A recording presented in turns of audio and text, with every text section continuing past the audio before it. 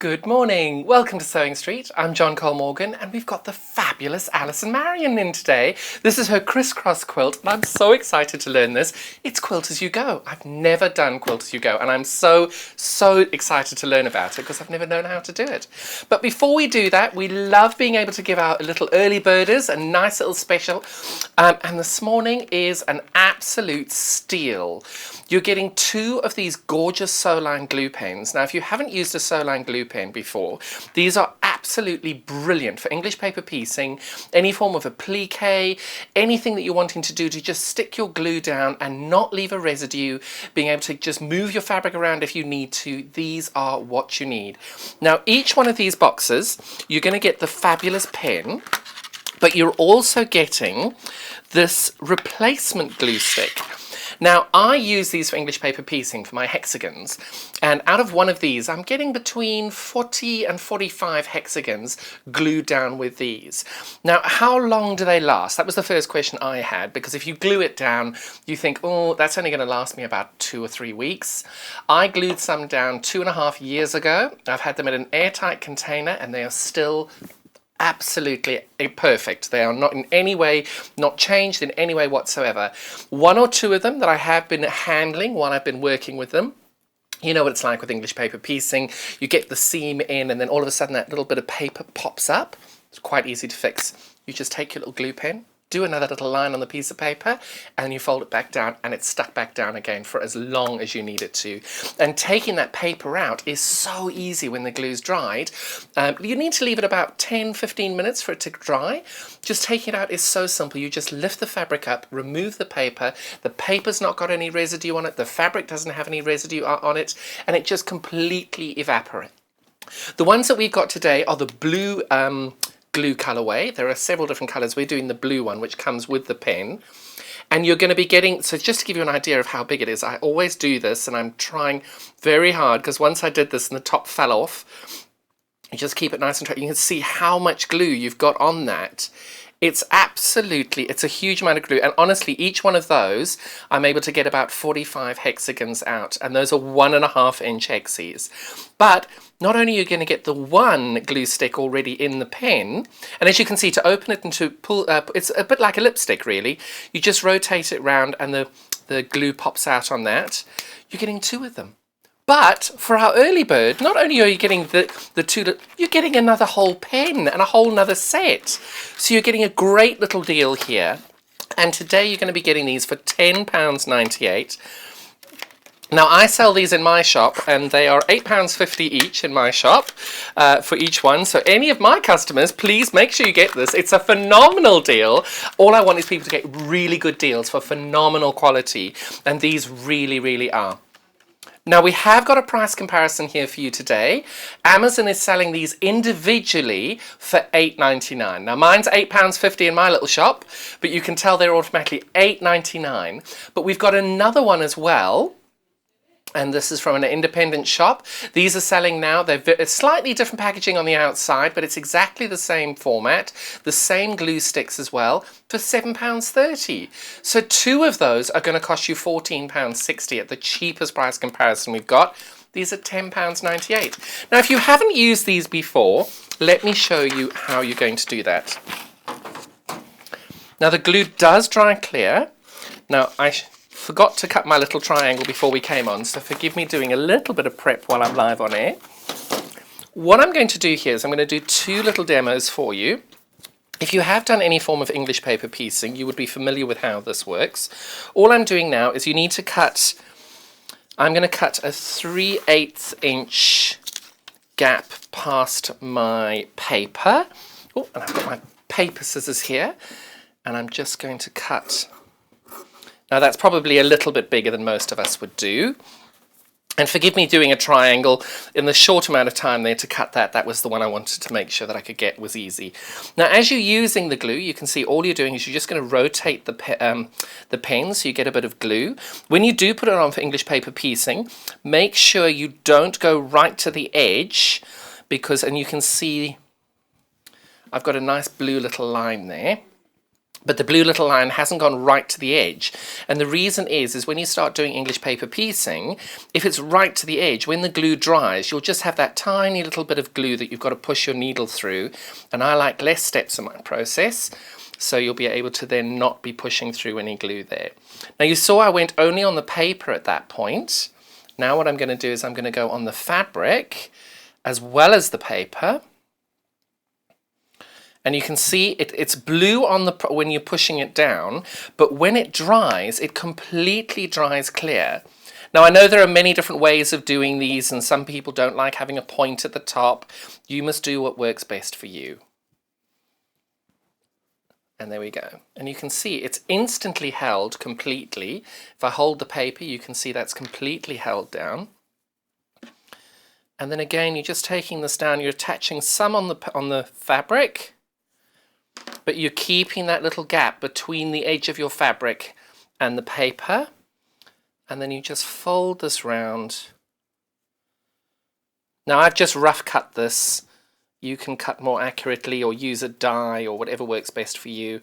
And there we go. We've got our triangle perfectly stuck down onto the fabric, and it's just perfect. Now if I'd folded that and realized it wasn't quite right, I can pull that back, position it where I want it, pin it back down again, and it still continues to stick. Like over here, you can see I've got a little bit of a lip there. If you want to open that out, you can see that I've got that little lip. All you do is you take your glue pen, you position it on the inside, and there we go. So that is why I absolutely adore this. Now also for applique it's really handy. So if you imagine this was your little piece that you were doing applique onto, and you wanted to do some raw edge applique, just take a little piece of your fabric, you put the glue pen line across the edge of the fabric. Again, I don't go right to the edge, and I put that down, and you can see this isn't moving. I can hold that up, and the fabric's not coming off. It's completely stable. If I decide I don't want it there, I pick it up, I move it over there, and it's not sticky. It's got no stickiness there at all. Now, if you're wanting to put zips in as well and you don't want to be using wonder clips, perfect. You can go and take your zips. I have a zip here as well. Now, I've only done 2 zips in my life, so forgive me if I get this the wrong way around, because this is my thing with zips. I always confuse which way I'm supposed to be putting them. So you can attach the zip. You just simply do your little line there, and you put that on there, and it completely holds nice and securely. And you can see now I put a raw edge to the edge of my zip, which is wrong. But you can see what I mean. It just holds You've got to put quite a lot of pressure on it to take it off. And then if you want to do it the other way around and you need to move it around, it's very easy to do. You just pull the zip off and you put it back on there. And it works perfectly. That's the way the zip should have gone on there. And you can see that now holds it nice and firmly as you then go and stitch the zip on. And the great thing about having 2 is, especially if you're doing English paper piecing, what I do with mine is I have it in there. I have a little bag with my English paper piecing in, and I've got my pen in just in case one of the little edges comes off. So I take that in my little sewing bag for my English paper piecing with me. And now, because you've got 2, you can stick one in your little travel bag and one in your sewing room. This is such a great deal this morning, and I really do hope you're able to enjoy this wonderful special. And they are fantastically popular with bag makers as well. And I just think it's a great deal. I hope you're able to get one. Now, if you have managed to get this into your basket today, congratulations. You've now paid your one-day P&P, $3.95 all day for one charge only for the P&P. You don't have to pay any more or any less throughout the day. You can do the many orders as you like. So now it's all done. But now if you'd like to get in touch with us today, we really would love to hear from you. We've got Alison in, so if you've got any questions about what it is that she's going to be doing today, drop us an email on studio@sewingstreet.com. Failing which, you can reach us on our Facebook page, which is www.facebook.com/sewingstreettv. There's a little message icon on there, so you can drop us a line. We love hearing from you, so do please drop us a line. We'd love to hear from you. But now, the star of this hour is most certainly this quilt. Isn't it gorgeous? So in each of these little bundles, you're going to get this fabulous set of instructions written by Marion. Alison Marion. Goodness me, sorry, darling. So there you've got that. But the great thing is you've got this wonderful template on the back as well, which you're then able to trace onto your quilt as your go technique, which I'm so excited to learn today. But we've also got, not only are you getting a wonderful set of instructions, let's see if I can do this for a good photo shot there. Let's see if I got this right. And now you've got two different bundles here. The first bundle, you're going to get 4 meters of this coordinate fabric here. This is called, what was it? Wildflower, and it feels beautiful. That is really lovely. And then you're getting 4.5 meters of the coordinating plain, and this is called rose. Now with the rose, you're going to have 0.5 meter more of the rose because that's your binding. So for this project, you're going to get not only the top, but you've also got the binding included in there and the wonderful set of instructions. And because it's Quilter's Day, oh, sorry, I missed out. Because it's Quilt As You Go, you're also getting the wadding.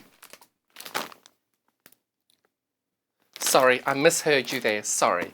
So because it's Quilt As You Go, you're not getting the wadding, you're getting enough here for the front, the back and the wadding. My apologies, I heard batting, not backing, sorry. So everything you see here, apart from the wadding, to make this quilt, so it's 40, you can see you've got the front and the back and the binding, all included in the price there with the 8.5 meters of fabric and the instructions for $94.99. 43 inches by 56 is the finished size of the quilt, and isn't it just gorgeous? I'm so excited to see how it is that we make that. Now we also have a different colorway here today as well, which is also very lovely, and this is the one Alison's going to be demonstrating for us today. Exactly the same, you're getting 4 meters of this fabulous Alison glass, and we're also, is this the menagerie one? No, it's not. Embroidery, so it's the Sun Prince embroidery line, and you're getting 4.5 meters of this beautiful grey. Again, enough for the front, the back and the binding in this. So it's unusual to be able to get a quilt where you've got the front, the back and the binding. With this method, you need to be able to have the front, the back and the binding as well. It's great, and such a great price on this. The instructions are so clear, really beautifully detailed, lots of photographs to be able to show you exactly what you're doing and how you're doing it. It's just such a great deal there. This one is £89.99, slightly cheaper than the other one, slightly different colour, just depends what you prefer. Now with this, you are going to need some wadding. So the crib size wadding that we have is the perfect size to be able to do this because the quilt finishes 43 inches by 56. 43 by 56. Our crib size waddings are 45 by 60. Perfect size for you to be able to do this with. We've got our Heirloom Premium 80/20 wadding today. That is 80% cotton, 20% polyester. What's really lovely about this is it gives you that beautiful soft drape when you do quilt with it. It's a wonderful feel to the fabric as well. It gives you that very vintage traditional look when you do that quilting. It hasn't got that slightly puffier effect with the 100% polyester. And I just adore the 80/20. Alison's going to be demonstrating in the 100% polyester, and you'll see just how great that one is as well. It's just about personal preference as to what you like. This is available today for £10.99, and it is the perfect size that you'll need for this quilt. So now I'm going to be able to remind you exactly how it is best that you can shop with us, so we can get the lovely Alison on.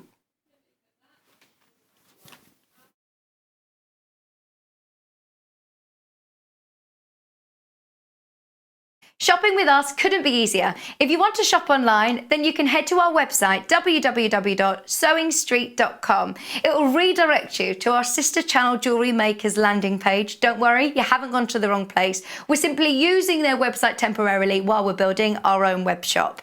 Scroll down past the Watch Live part and you'll see all of the products that you will have seen on air on today's live show. You can also shop our catalogue by clicking a category, clicking a product to view closer and adding it to your basket. Once you're ready to check out, you will need to create an account, which is absolutely free to do so, but it will mean that you can check out on as many orders as you want throughout the day with still only paying one postage and packaging. If you'd prefer to speak to somebody in our UK-based customer service team, then you can do so via the free telephone line number 0800 001 4433. They will not only help you create an account, but will also help you with any of your online shopping.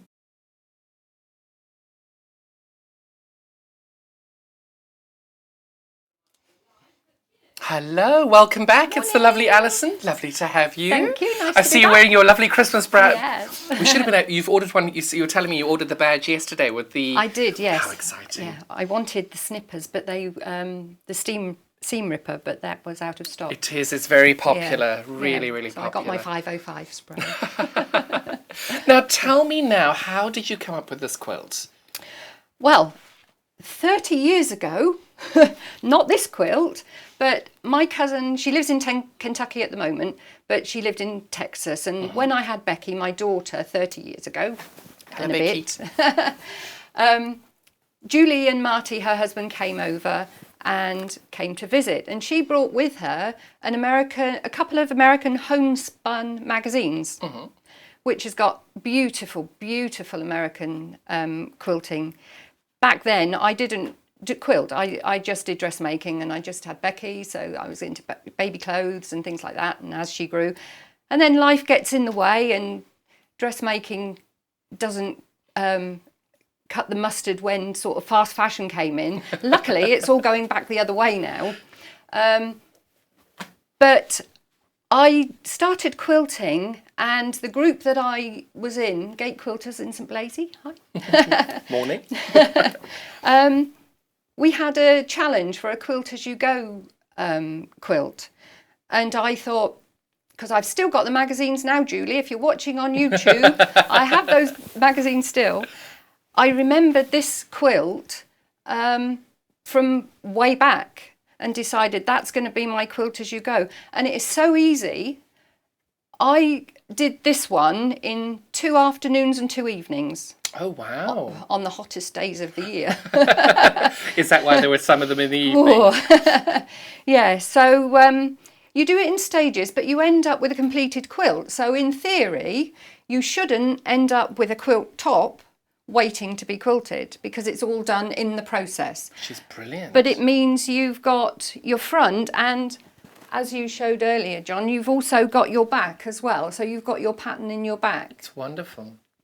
And this is this particular one is a bit chalk and cheese. Some people like it, some because they don't. Because I don't know whether you can zoom in on that one, because it's a ragged edge quilt or Well, a if raw you'd edge like, quilt. you can take the little clips off the top and you can actually show them shall and I pop do them on that? the table. Yeah. I just think that quilt is so beautiful. And what I love about it is you've got such great value in this, because having the back, You've got everything, yes. and just needing to add some wadding to it. It's Yeah, great. it's not like you're buying a few fat Which one? quarters to do a top. Sorry, little stock warning. We have 3 of these left, and I'm hearing 2 are in baskets at the moment. Oh, wow. So there are only 3 of these left. If you have got in... Sorry? I tell you, Alison, every time she comes on, everything sells out. It's wonderful. So if you have got the rows in your basket, sorry to have interrupted you there, but I thought it was quite important. Check out now, because once these are gone, we're not sure they're going to be able to get that in. Amazing value for getting the back, the front, and the binding. All you need to do is add some wadding to it. Amazing, amazing value there. Don't miss out. Sorry to interrupt you there, Alison. No, that's fine. I don't know why you said... Well, I must be the cheese, because I absolutely love it. Yeah, I mean, when I first did it, my original one, I brought it in to show Hayley, and she said, "Oh, that looks a loved quilt." And it's homely. It's a bit shabby chic, I suppose you would call it. This has been through the wash once, because that's how you get the nice soft finish. And it's best if you can to tumble dry it, but if not, you can just get a hairbrush or something to bring up the edges. Well, you're going against every quilting principle I've ever learned. Wait till I tell you can cut your selvage as well. Okay. But I cut my selvages to make those gorgeous bags like you do. Yes, yeah. Well, you've got a lovely selvage with your own name on. That's my ambition. So yes, it's you call it either a raw edge quilt or a ragged edge quilt. So you're making each square and assembling as you go. So there's nothing to do. Once you've put it all together, that's it. It's beautiful. It's done. I did change the technique slightly, because with the magazine, they assembled it all and then did this crisscross.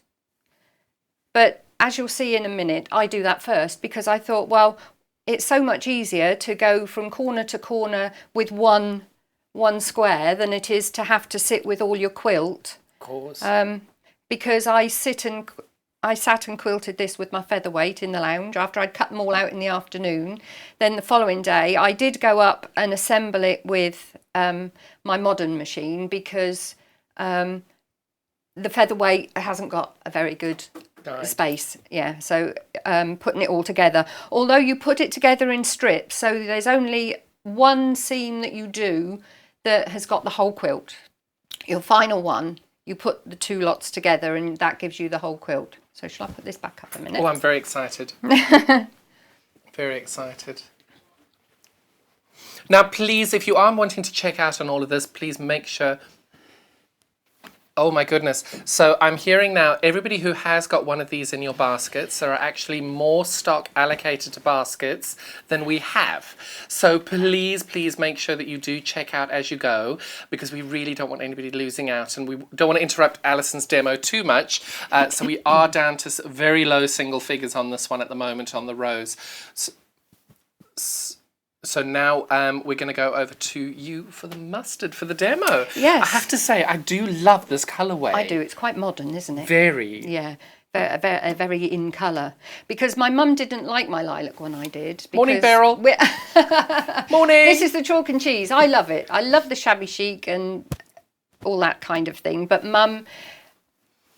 she likes precision. Her quilting, she doesn't quilt herself, but she likes the pieced quilts.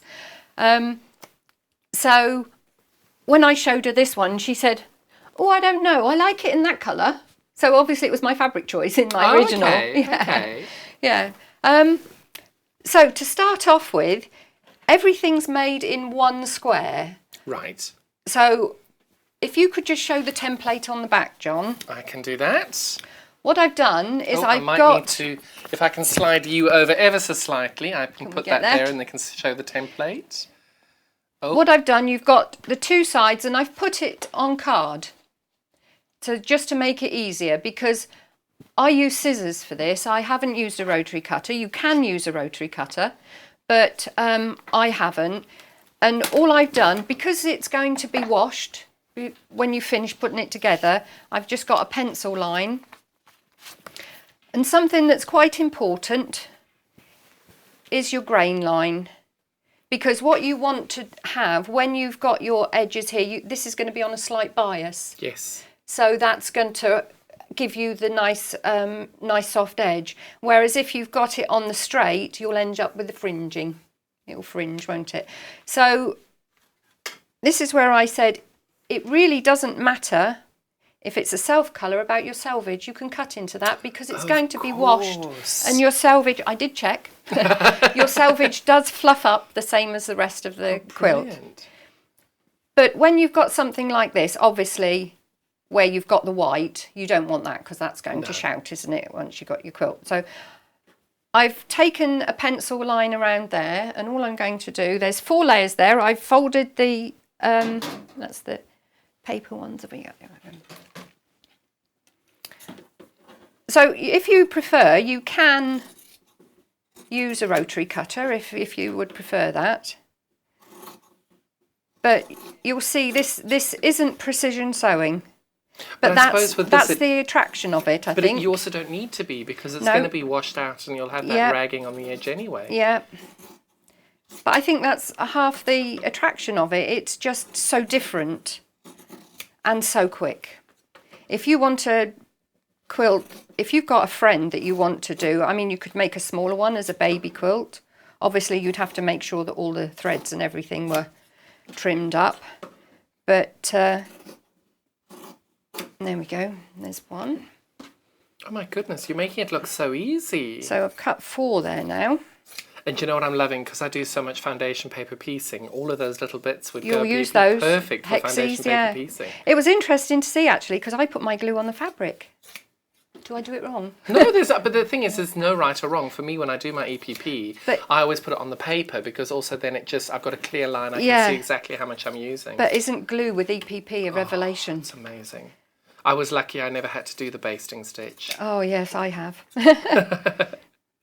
Actually, hexes is something that Becky likes doing, my daughter. She loves doing hexes. And we both started off with the basting, you know. And I've also tried basting glue, which isn't as good as the Sewline because it's difficult to get out. But these ones are great, and it doesn't leave any residue at all. Yeah, no, the Sewline is brilliant, and that's a fabulous offer. I can't believe they've got it as an early bird. Yeah. It's just so good. Right, there we are. So we've got four of the grey cut out already, and 4 of the patterned. The quilt takes 48 in total. And how many have you cut there? Is that 4 in each one? 4 in each one. Perfect. So you can So see need how 12 quick strips. it is. Yeah. Perfect. And I suppose if you wanted to Got- make you this got, bigger, you could. 8 by 6. Perfect. So we've got 8 strips of 6. So if I just pull. And the great thing, what I love about one of this is those like out. some quilting projects you actually have to have the fabric going the same way, whereas this template, it doesn't really matter, even It doesn't. with the grain. No, it doesn't. I mean, Oh, what a we perfect did say. centre for that.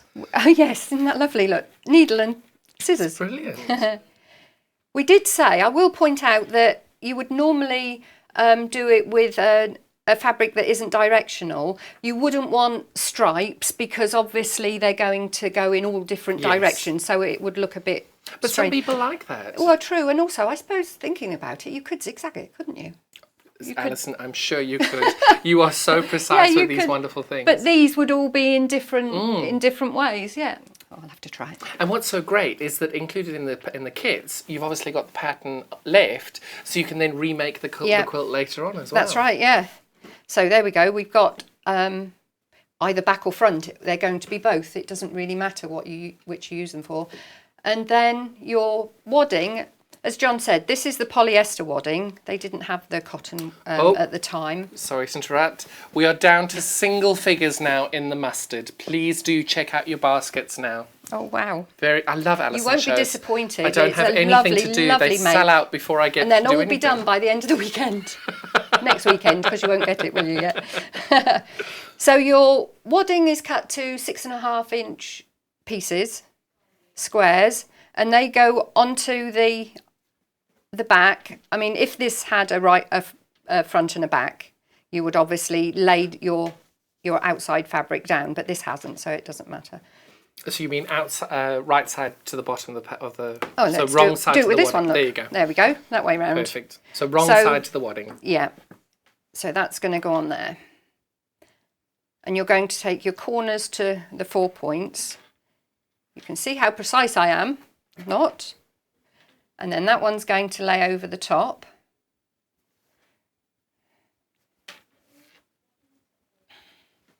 And then I'm going to pin. We're going to sew the crisscross. I've done one here. We're going to sew the crisscross on. The pattern that before, you actually did that afterwards in the magazine. So this one I've done before because I can't see the point in having an assembled quilt to do this, because once you've got this bit over, it's going to push it all out. You've got more control this way. But that's all in the pattern. It's It is. already written down. Yeah, and it is. explained there Yeah. very easily. So we're actually going to sew from point to point of the wadding. That's quite important, that bit. So how do you get to that point? Let's do it this way round. So we'll do it that way. So my point is, I think, here. Yep. Yeah. Right, you can, because I've done so many of these, you can draw your cross on with a friction pen or something like that. Or a chalk pen. Or a chalk pen. They're brilliant, those chalk pens. I use that in my next project. Shall I just draw it on If and you'd show like, you? yes. There's a red friction pen just There there. it is, yeah. Perfect. Now, as I'm hearing, I think the friction pen was an early bird 2-3 days ago. Yes, it was. It was So a a set of top 4. tip on our website, if you just type in the word early, I'm not saying a word, just type in the word early in the search bar. You can go and find it out for yourself. Because I've done so many, I don't normally do this. I just go along. But you can mark out your cross. And then we're going to sew.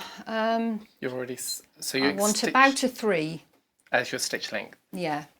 And I'm in the middle. I've got a contrasting thread on this one.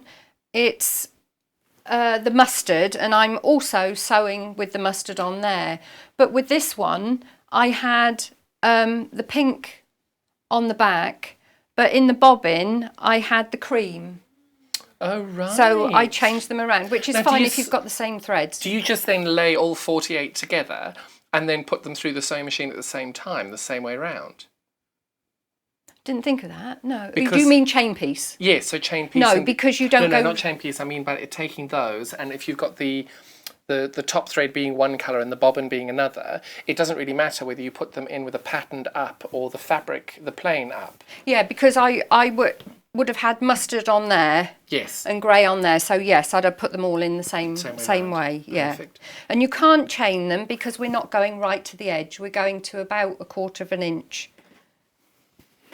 Because certainly a lot of people are very scared of doing larger quilts and large areas, but this is a really good method to be able to put these all together. You'll see. Or you're doing what Orlando was doing the other day, putting your foot down on the plug. Yeah. I found myself doing that yesterday.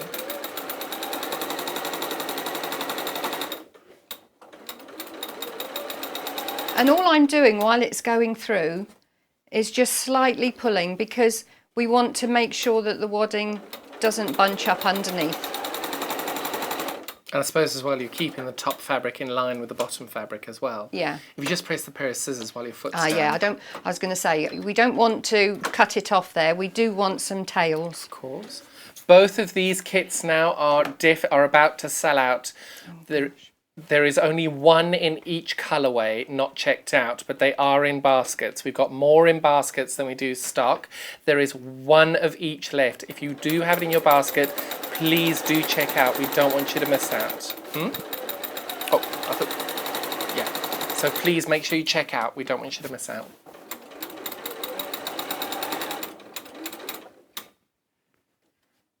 So you're saying we do need some extra thread on the edge of this. Okay.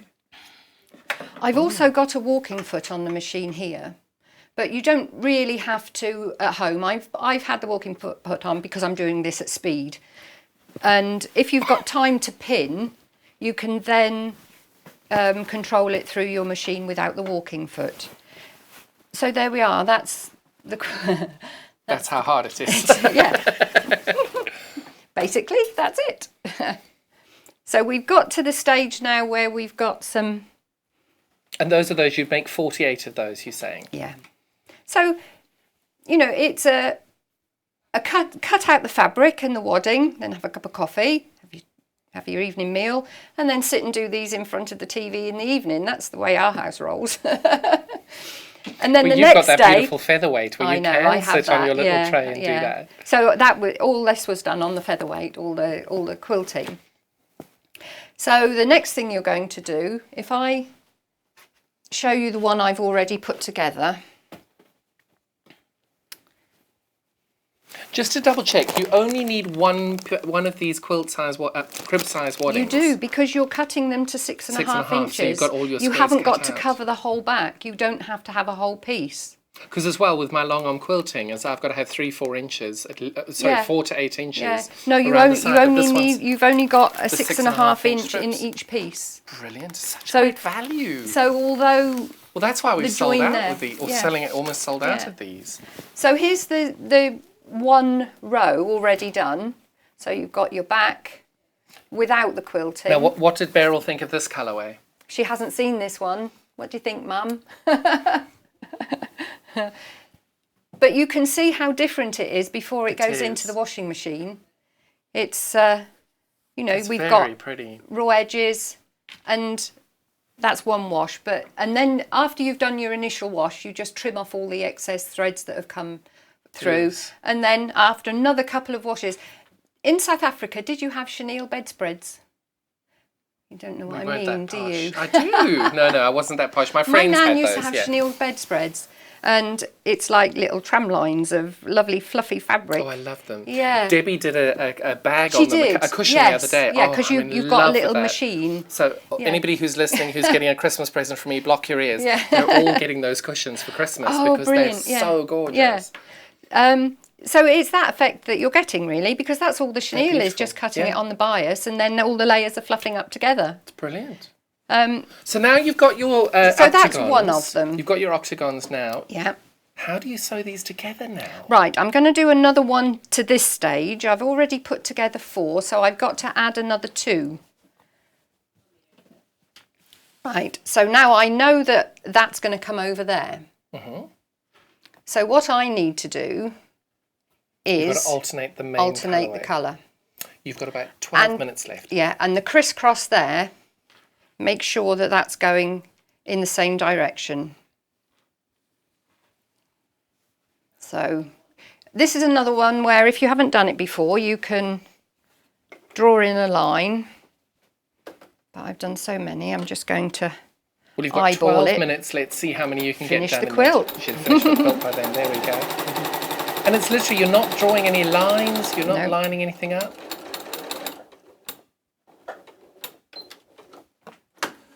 Right, now the reason we're leaving the tails is because once you've put them all together, you're going to take all your tails so that they're in this join, in that join there.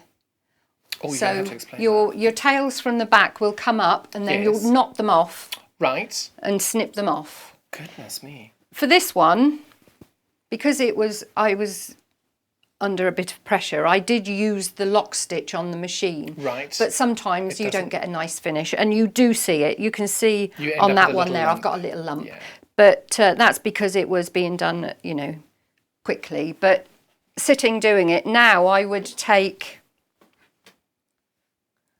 Somewhere I've got a darning I needle. adore your little your needle bar. Oh, Becky made poke. that for me one Mother's Day. I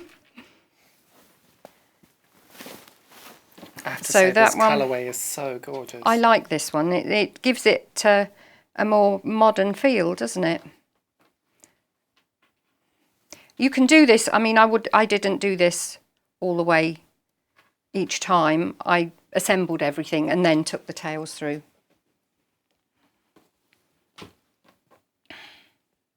She says as she's done it the wrong way.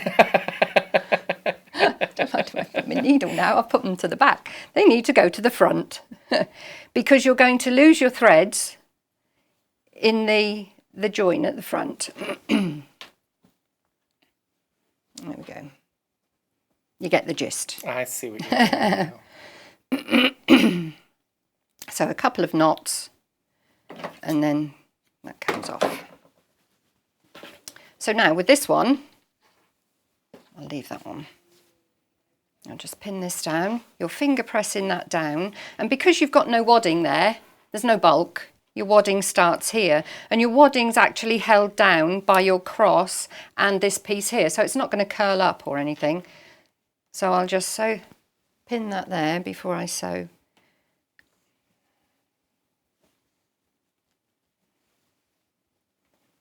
It's a really clever technique and so effective. It's lovely, isn't it? And I think as well, what's really good here is you can use a whole load of your threads that you've been saving to Yeah. be really good contrast that would work very, very well. Because I'm looking at that and you see the dark sort of brown that the colours in the design are for the Yeah. Alison glass. I'm wondering whether that wouldn't work for a nice contrasting Yeah. colourway.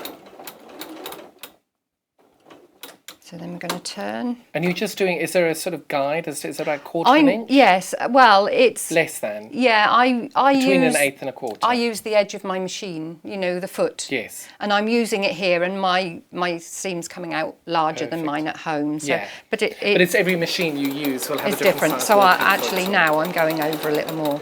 So we go to the point where the fabrics join, lift and turn. Oh, it's brilliant because when you're putting that amount of fabric through the side of your machine, you don't want to have that huge bulk. Yeah, it's like I said, that the only time you have the whole quilt is when because you assemble it into 2 rows and then finish those 2 rows, then another 2, and then you put 2 lots of 2 together, so you've got 2 little 4-row quilts, and then the final one at the end, that's the one that, but you haven't got that bulk all the way through.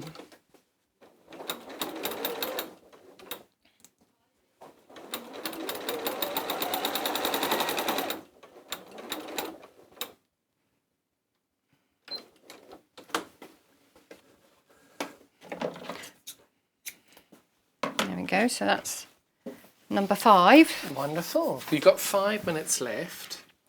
I'll just run that one up. So again, you're just this turning one? the fabric that they're contrasting Yeah. as you go along. But do check that you've got it the right way round before you start sewing. I really want to ask you how you know ask that. me. Like, why did you think I needed that seam ripper? So we've got them the right way round.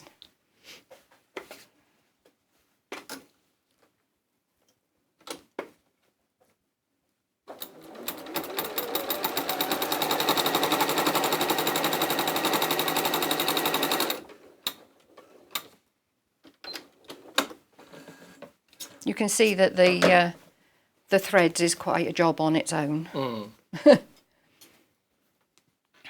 So We'll imagine that press you've that done down. those threads. yes.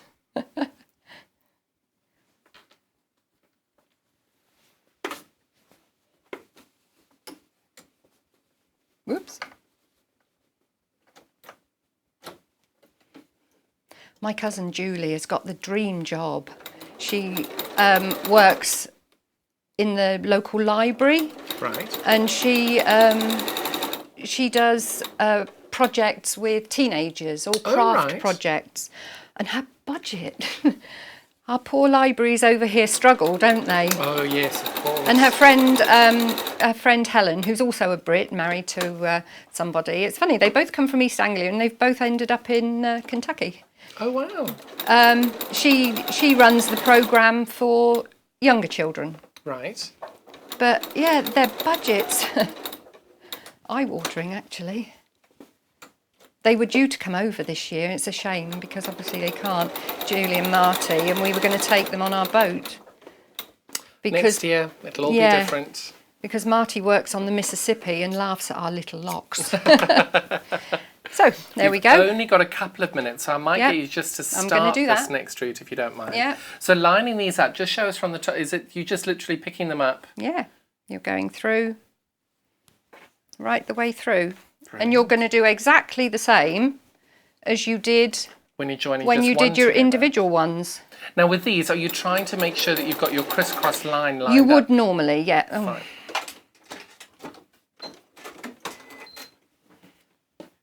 Seam ripper? It's always the way.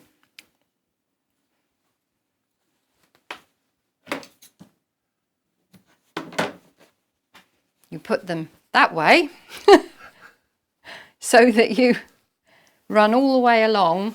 Sorry, hang on a second. Let's just see that again. Isn't that the wrong way around? No, this is the right way around now. It was the wrong way around. Are you sure? Oh, Sorry, Alison. That's why I thought I would just check. yeah. That way round? Nope, it was right the first time. No, look. Oh, yes. Hang on. So there we go. Now rotate this 180 degrees. One of them 180 degrees. That way. That way to that end. There we go. There we go. So before you actually start doing them together, just show people where we are here. Well, you've so got you the can two see rows. You've got the 2 rows, and you're lining this line up Yeah. with that line there, Yeah. and then folding those corner And then bits you're in each way you're there. just sewing all the way along there, and then you're just going like you to did do when that. you were doing 1 to get Yeah. 1 to 2, Yeah. and you're just doing that. That's a really great technique. Have I got time just to do the one? How long we got? We got 1 minute. Okay. No pressure. Can I get along in 1 minute? My See if seams you might can not do be one. very well Oh, that's matched. all right. You'll forgive me. It might not line up. Beryl, look away.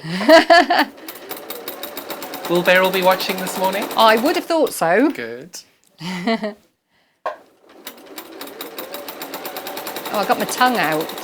I always do that. I'm very aware of that when Well, if I'm... you're not putting your tongue out, I don't think you're sewing correctly, personally. There are photographs in the instructions of how to lay them out. Brilliant. If you go to the next join, I think we'll pull that. Okay.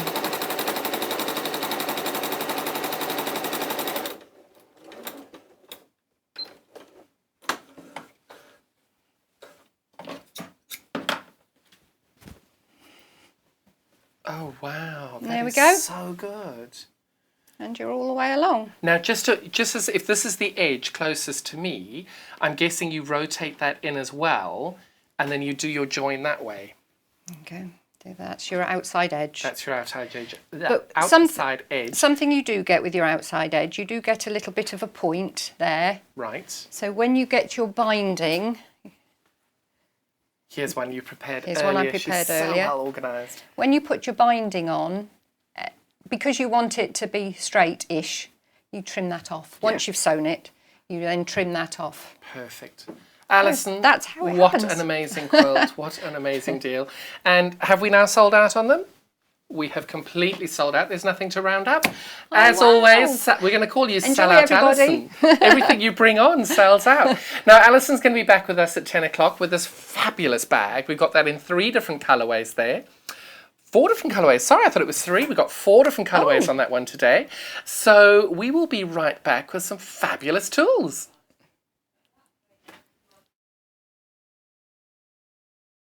Shopping with us couldn't be easier. If you want to shop online, then you can head to our website, www.sewingstreet.com. It will redirect you to our sister channel Jewellery Makers landing page. Don't worry, you haven't gone to the wrong place. We're simply using their website temporarily while we're building our own web shop. Scroll down past the Watch Live part and you'll see all of the products that you will have seen on air on today's live show. You can also shop our catalogue by clicking a category, clicking a product to view closer, and adding it to your basket. Once you're ready to check out, you will need to create an account, which is absolutely free to do so, but it will mean that you can check out on as many orders as you want throughout the day with still only paying 1 postage and packaging. If you'd prefer to speak to somebody in our UK-based customer service team, then you can do so via the free telephone line number 0800 001 4433. They will not only help you create an account, but will also help you with any of your online shopping.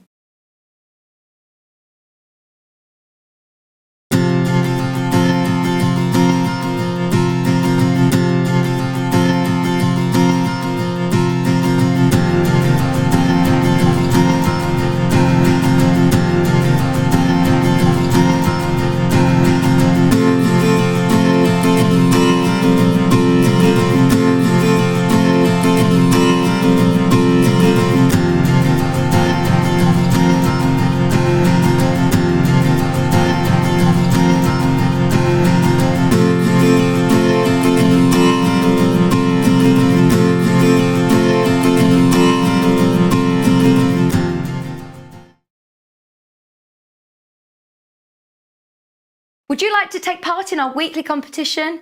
If you do, then all you have to do is head to the Sewing Street fan page group on Facebook. Post your picture of your make. Myself, Debbie Shaw, and John Cole Morgan love looking at all of your makes every week. We pick our favourite and announce the winner every Friday live on the show. Happy sewing and good luck.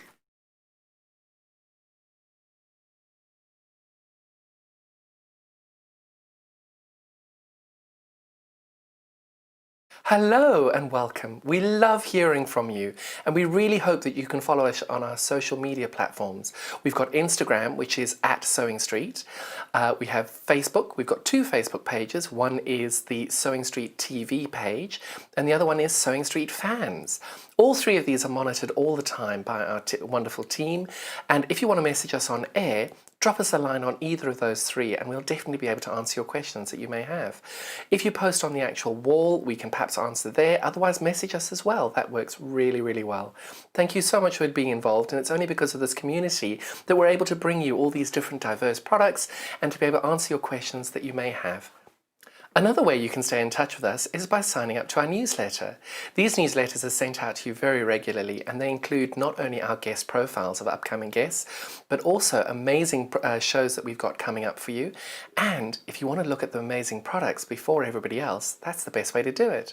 If you'd like to sign up and you haven't already, the link to follow is www.sewingstreet.com/sign up. You won't regret it. Thank you.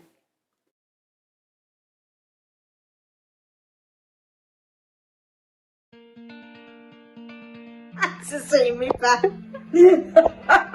My favourite piece of kit with the sewing is the seam ripper. Hello, I'm Janice from Birmingham. I specialise in dressmaking. I used to run a children's shop and I love making children's clothes. My mother encouraged me to sew from an early age. When we were young, we did dressmaking in the school. My claim to fame was the sewing quarter, but I'm now making also jumpsuits for ladies and men of all shapes and sizes, and it seems to be going for the festivals around the country.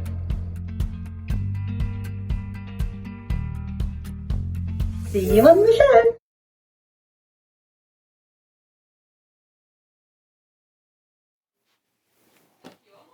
Welcome back. I'm John Cole Morgan. This is Sewing Street, and we are here with a fantastic tools hour. Really excited to show that to you. Now, our early bird, I just want to recap on that because it is such an amazing deal here. Such great value on these. These are £10.98 for 2 of these fantastic Sewline glue pens, but it's also got 1 each of the refills as well. Now, we've got one price comparison already this morning. Let me show you again what those are. We've got 2 price comparisons. Let me show you the one, and these are for 1 pen. Remember, not just, these are for, we've got our early bird as 2 pens, which is £10.98, but we're now doing a price comparison just on 1 of them. So the first one we have is with Amazon, and you can see those are £8.99. And then the next price comparison we've got is with, this is an independent company as well. So this one is coming in at £7.30 for 1 pen. Now, obviously, we're doing 2 pens for £10.98, and it is such great value on these. In my own shop, these are £8.50 each. So you can tell just on that, all my customers are buying on these as well. They're going to be a really phenomenal value on these. I'm so loving mine. Now, earlier I did mention that I carry around my EPP with me, and I'm sure many of you didn't believe me. So I'm going to show you what I have done. Here is my little Sewline glue pen. I have used this. This is 2.5 years old. All I've done is replace the little glue inserts on it, and this comes with me everywhere I go. Now, these hexagons I glued 2.5 years ago, and you can see these are still completely and utterly secure. There's no movement on it. This is on it. I used a magazine cover here. These are just on cardboard. This is again on a magazine. This was a coloured piece of card, so this is much thicker. Now, just over here, where I said to you that you do end up with them sometimes coming apart. So if you end up with a situation like that, I'm going to use my own glue pen for this one. They're identical, but you can tell this is an older one because it's got slightly different packaging. And all you do is you just go in with your glue pen, you pop it on the fabric, push it down, and it's re-glued down. And as you can tell on all of these, and these are literally 2 years old, it completely dries clear. There is no colouring coming onto your fabric. There's no colouring onto that. They are just such an easy way of doing it, because most people who do English paper piecing, they do base their fabrics and they do then actually stitch it by hand, which is a great way of doing it. I just find it takes so much longer, and for the price that this is, for the time it takes to base, I would rather buy the glue pen. They last years, and I'd rather do it that way. I also did a couple in batik, because a lot of people say, oh, it only works on cotton. This is a batik as well, and batik is slightly different in the feel of it. Again, this is about 1.5 years old, and you can see that's worked absolutely perfectly. It's not coming out, very secure. And as I said, in my shop, they're £8.50 per pen. They are £10.98 for 2 pens today. I'm going to put that over there. That's mine, sorry. So the great thing is when you do have a little travel bag like that, when you've got 2, one goes in your travel bag and one stays in your workshop or your studio, your little work area. It's just a nice way to be able to always have everything in one little sachet. And it's just the most perfect thing to be able to carry with you and to have 2 of them. But to get 2 for £10.98, it is such a great deal there. Really, really good. And all you need to do then, as I said, I get 45 hexagons out of each one of these glue sticks. So you've got 90 hexagons per pen kit. So it's a really lovely way of being able to just add that little bit of extra time back to your day by being able to use something so useful. Ideal. Love those to pieces. So hope you get those soon. Now, when you are doing your English paper piecing, now these, before I even start, the last time I had these on, they sold out by the time I'd finished talking about them. So if you are wanting one of these phenomenal magnifying lights please make sure you check out now. They sold out so quickly the last time. Now what I'm going to do here is I'm going to show you, I've clipped mine to the table, and let me move this down a little bit, there we go, if I do that there, you can see there's a little bolt, I never know if it's a bolt or a nut or whatever, but I undo the screw and then I redo the screw there, and it fastens it into place there. You can extend the height of it here, and you can see that's now going to be able to be used as a table lamp, but you've also got this as an extra extension which you can put there. And obviously, as you can tell, our studio is not quite big enough to show the full size of it, but you do get the base for the floor. You do get this extender table to be able to put that in. Then you can put this one on top of that, and you can put it on the floor next to you. So once you've got these down and you're ready to use it, you can now do one of two things. You can either plug this directly into the electricity mains, or you can go ahead and charge it up and get it ready for you to use. And the great thing about it is so easy to use. You don't have to be touching any form of switches or clips. You can see on the top here, there are two tiny little buttons, and all I do, if I put my hand there, you can tell as I do that, it changes color. And all I'm doing is just gently, there it's off. There, if I touch this, I've got the warm side of light. So this has got a slightly more orange color to it, and that's now off. But if I wanted a more cool light, which has got a bit more blue, you can tell then I've got 3 different brightnesses to be able to do that. I've also got this wonderful magnifying glass. If I'm needing to do any form of close work, I then have got the magnifying glass there available to be using. And this is so easy to reposition, because I can just then move it down into whatever position is comfortable for me as I'm sitting, and it gets into some really awkward angles as well. So if you're wanting to do that and look at it this way, it's so easy to manipulate, so easy to maneuver, and because it's chargeable, you can move it as you go. Now, a lot of people do struggle with eyesight and being able to see things really close up, and also I do a lot of English paper piecing. I've only got time to do it at night. I don't have a lamp that I can clamp to sort of bedside table or whatever. Now this is perfect for it, because literally this attaches to virtually every single surface you can imagine. It goes really quite wide.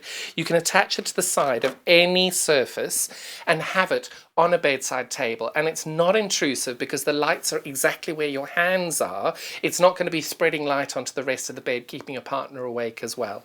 So this is fantastic for English paper piecing. If you're doing any form of embroidery, you want to do some hand turn applique, it's a fantastic light to be able to do that. And because you've got that magnifying essence of it, if you are struggling, you just move your hands that little bit further away and everything magnifies out, and the light actually then just goes really brightly onto the area that you're working. Now this lamp is one of the only lamps we offer. It is the only lamp we offer that is rechargeable, and I love the fact that it's LED, so it never gets hot. And if you just then, you can see that's our brightest on our warm light. So that's the lightest of our warm light. And the thing is, warm light, it's quite nice to work. If you need it a little bit brighter, that's as bright as it goes. If you turn that off and you do want to use only the blue light, this is much, much easier to be able to see what you're doing. Also great for color matching, also to be able to see where you're actually stitching. It's a much, much easier one to do. But also if you're wanting to just read in bed, this is the perfect colorway to be able to do it. But if you wanted the bright of the bright, you can have all 3 of them to go. And the buttons to press are so easy to use. There's no clicking of switches or buttons, so people who may have dexterity issues, it's so easy. You're literally just tapping your finger on the edge of the area there. Now these are perfect if you're wanting to take these to lodges, to caravans, taking it on holiday with you. And because it's rechargeable, if you're going on a train or you're working over, you're going on a long journey as well and you need to, you can take it with you as well. You don't need to have the clamp. Because it's rechargeable, you can just quite simply take it with you and do that. And pin it there and work by hand. It'll take a bit of balancing, but you can do that. It's the most versatile lamp. You can see this is fully charged, ready to go, and you can just move it along however you want to. It is a fabulous, fabulous lamp.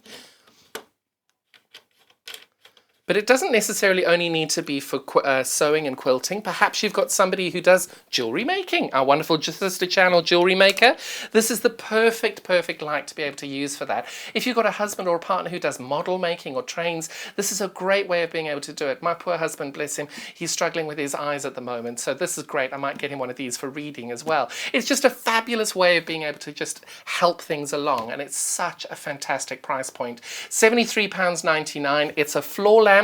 Oh, if I had attached that properly, it would have come.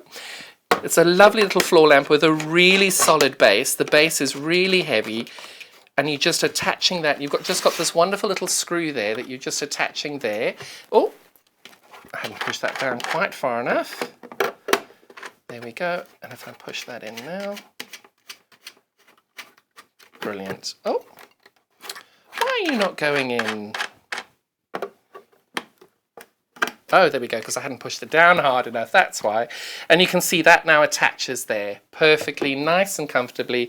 And then the next section you're wanting to attach, again, it just simply then screws onto the top there. It's a fantastic, easy machine to use. Really, really great. And I think it's just one of those things that every home should have one, because they're so easy to use. And they've proven to be so popular that I'm so glad we've managed to get them back in again. And of course, most of us watching do more than one craft. So of course, if you're wanting to do crochet or knitting as well, especially if you're using those darker wools, this is perfect for you to be able to do that. And because it's so portable and chargeable, I just love it. And also when it runs out of charge, then you're finished. You have to stop, because sometimes we just get so carried away with it. When you run out of charge, you can then just go on and carry on from there. But you can run it through the mains as well, so that's easily done as well. Lovely product there. So I hope you've been able to manage to get one of those today. Love them. If you don't need something quite so large and you're just looking for a lovely little lamp to go with your to help you along with your projects, also wonderful little LED lamp. My favorite feature about this, I've got my little friction pen here. Again, I like being able to make sure that people who have got problems with fingers and things can't push things down. This has got a great little switch that you can then just move everything just really simply. You can push it on and off like that. And when you're finished, you just pop it there. It's got a nice little tray to be able to store your pen that you're turning anything on and off with. We've got a nice little, I'm going to try and do this without pinning myself. We've got a wonderful little tray here that if we do need to store our pins somewhere, they go nice and comfortably in here. And it's much easier having it in the tray than on the floor. So this is a lovely way of being able to store things that you might need when you're working on different projects. But also look at the brightness of it. And it's again, you've got that maneuverable head that you can just rotate this wherever you want it to go. And it's very lightweight, so you can easily move things around as you go. It's a fantastic little product. Really bright, easy to be able to then use your work as you're going. It doesn't have the magnifying glass, which is some people don't need. And it's just a perfect way of being able to add that little bit of light. Maybe it's just over the shoulder that you need to have it when you're working. You've just got that nice little extension that you can just rotate that wherever you go. And of course, LED, it's not warm in any way. It's completely cool to the touch, totally safe to use. And if you accidentally leave it on, it's not going to cost a fortune and it's not going to get hot, which is great. And that's just the most fantastic little lamp. £16.98 today. This is fully run on electric, so you just then plug it in and ready to go wherever you like. Love that. May I do I know I'm going out of order now. Can I use my little rose gold thing? So we're going to do the little rose gold pin set because I adore this, because this dish is, now obviously in the studio you can imagine that we've got loads of people coming in, we've got pins everywhere, we've got stuff all over the place. What I love, the pins are obviously not included in this. Of course, I always wear slippers in the studio, so I, rightly or wrongly, end up having to make sure that I'm not going to be trodding on any pins in the room. And having one of these is so fabulous because I've emptied out every pin, and you can see we've got drawing pins. Now it's completely empty. Okay. Now, one thing just to warn you is that the pins will go on the bottom as well. So if you lose all your pins, check the bottom of your tray. So this is completely empty. First thing I'm going to do Oh, if I move that little head out the way, you can see now I've got all these on the tray. First thing you'll notice, how pretty is that? It's such a lovely colour. It's a really lovely, lovely thing, this. Very fashionable, goes with any surfaces and studios. I love those. Now, all you're doing, you're wanting to make sure you've got that lovely magnetic feel to it. So I'm going to go close up to these. There we go. They're all in there. And as I move it along, you can tell it's just going to pick everything up and it's ready to go. Now, obviously on the floor near my workspace, I have gone round with this already because I have got my slippers on, and it's just the most fantastic product. I bought 2 for my studio because especially around my quilting machine, I'm dropping pins all the time, and poor little Sylvia goes around hoovering them up with this. And it's a fantastic little product, really, really sweet, and it is just so pretty to look at and really, really useful. I will say as well, it does catch it on all sides, so you can catch the pins on the bottom. That is absolutely fine. Obviously, it's not where you'd want to be storing your pins. So all you do then is once you've got them on, you just transfer them to the top. So even if you're not going to be catching them from the top of the bowl, you just take these, if you've got them on the side, got them there, you just take your little pole, you get them all collected up, and your whole area is nice and safe again. And then it gives you a nice safe way of being able to just get these and put them onto the top of the bowl, and everything's in one place. Really lovely, lovely storage product that I highly recommend them. And I bought 2 myself for my studio and I use them every day. So I'm never going to be able to say to you, don't buy it, because these are fantastic. You'll love those. Now, today we're going to focus on making sure we've got our storage systems all sorted out. I don't know about you, but I've been doing loads of projects recently and my stuff is absolutely everywhere. And now we're going to be able to bring you a little bit of time where you can actually sit down and look at ways of being able to make your workspace a little bit easier, making sure things look lovely. When you're storing things, you've got them in lovely little boxes and lovely little things that you're then able to really enjoy when you see them and look at them. The first of the products we've got today is this wonderful leopard skin design sewing box here. It's not real leopard, obviously. It's got a wonderful feel to it. It's got a really pretty exterior. It's got this lovely, it looks like lacquer, but it isn't. But it's got that feel and look of lacquer on here. It's really beautiful. It's got that nice or gorgeous finish on all of that all the way around, a nice elegant look. And as you open it up, you can see it's got that beautiful black inner and that black inner over there, and then you've got this really useful plastic container over here. And the great thing with this is when you get your lovely little early bird and you take your pen out of your container, you can store all of those in there. If I take this out, I can show you, because I know you're all going to get this early bird. You can store all of those in there, but then you've got the lovely little side pockets that you can put all your glue stick refills over here. It's a really useful sized container, and it's just very, very practical because whatever you're working on, you can take that out, put it on the surface next to you as you're doing it, use the tools, you'll use the bits in there, finished with them, you put them back in there, pop them back into your sewing box, and there we go. Now, I was showing you earlier, I've got my little pencil case for my English paper piecing. A lot of people don't have the pencil case for the English paper piecing. They have one of these. And what's really great about being able to do something like that, and I'll empty my container units in here, what is so handy about one of these boxes for English paper piecing is over here you can put all the things that you need that you're going to be working with, and then at the base you put all your hexes. And you can put those all in there. Now, I've got loads of little bits that I'm just going to pop in the bottom there. And then you've got all your, you see, I buy my lovely needles like that. That goes in there. And everything, now also a top tip I use is I always use a nail clipper when I'm trimming my ends, because you can't normally take a pair of scissors when you're going. And when I stored some needles in my cotton bit there, you can see I've got my needle falling out the bottom there. Let me grab that before I lose it. But what is so great is you're doing your lovely little bit of organisation, and when I'm wanting to do the work, I take this out, I've got my convenient tray ready to go, I take my hexagons out, ready to go and work on those, and then once you start putting these together, they get quite big, so you can then put them back in here. Now this is a large piece of fabric I was working with, but if you can imagine that this was a nice big hexagon flower, when it's ready to be finished, you can put that in there and fold it up, and then you can pop that on the top there. And now all of a sudden you've got a wonderful pretty little box with all your English paper piecing in. It's a lovely way of being able to sort your work out, be able to put everything together in this wonderful little box. And it's so pretty. Now, as I'm noticing on the side here, just that you can see, because it's black on black, you can't quite see that. We've got this lovely little pocket over here.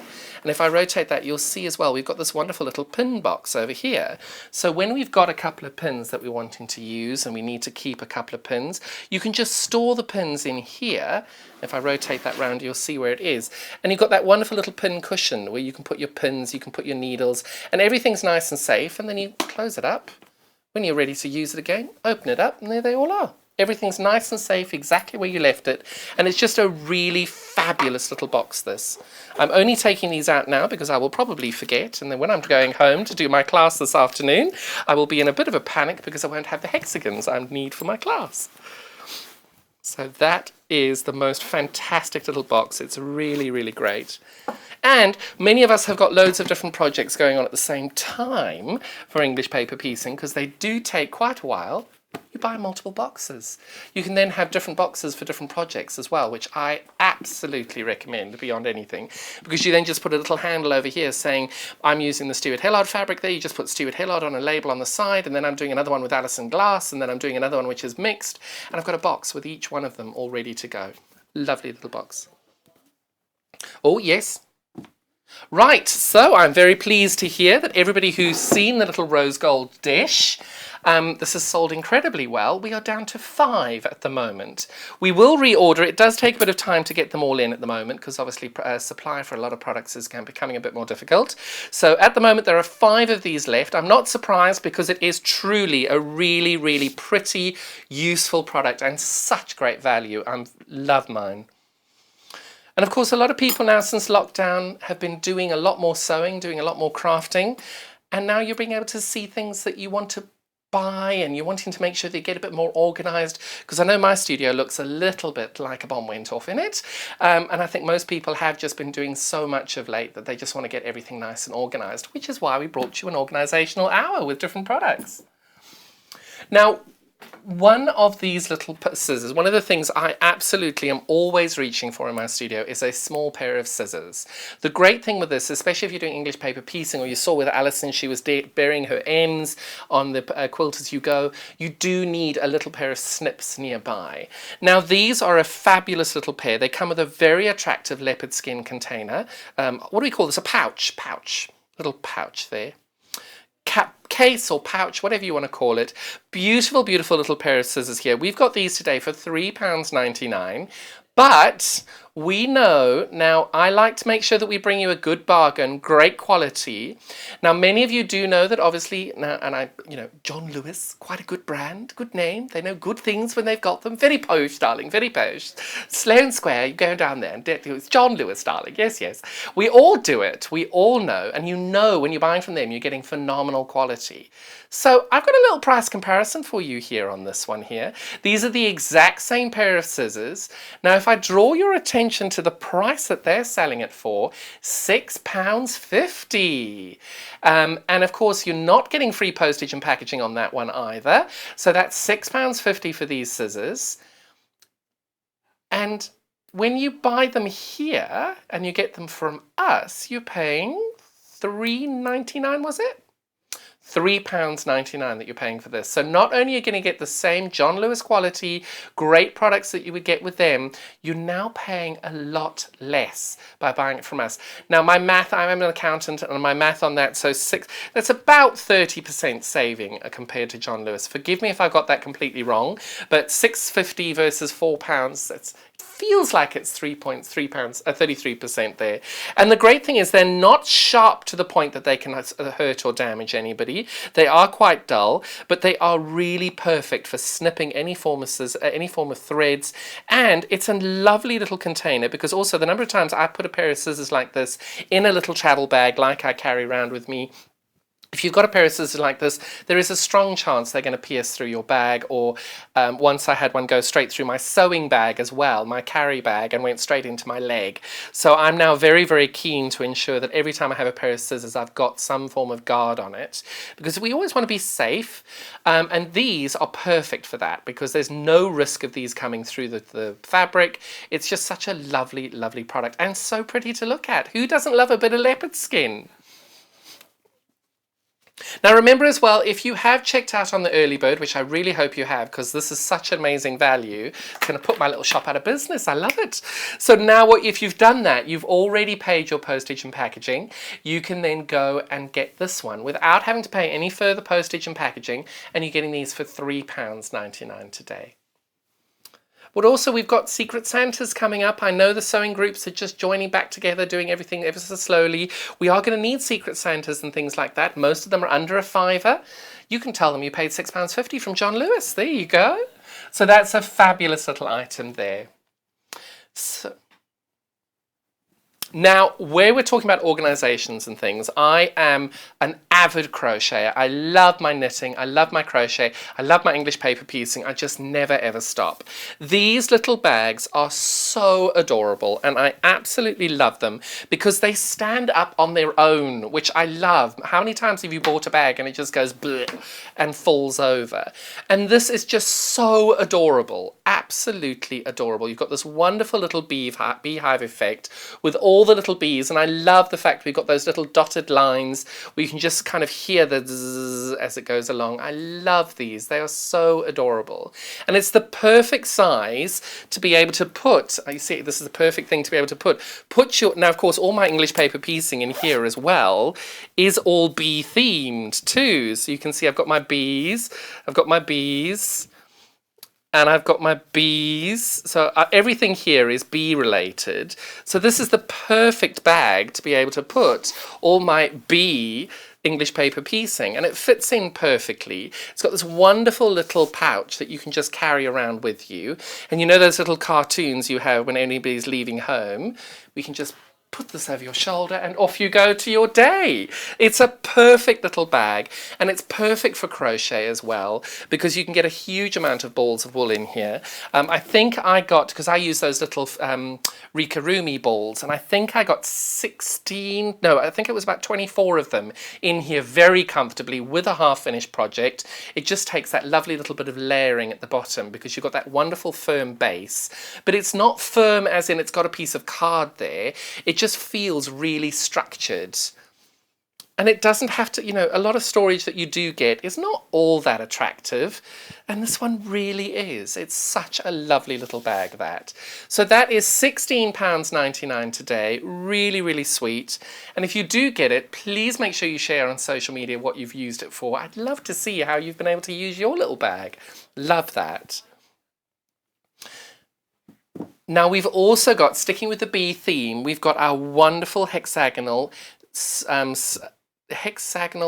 bee themed sewing box, and if I do that, it's meant to have flopped down automatically, but you can see it's got this wonderful, wonderful array of different products in here. It's fantastic. We've got our, first of all, we've got our tape measure. Oh, sorry. I just touched my face, so I'm just hand sanitizing while I touch the product, and the whole, oh gosh, that's really sticky. Forgive me, we're just taking a 5-second break while the sticky hand sanitizer melts away. Oh, sorry about that. So we've got our wonderful little product here, and you've got this wonderful tape measure.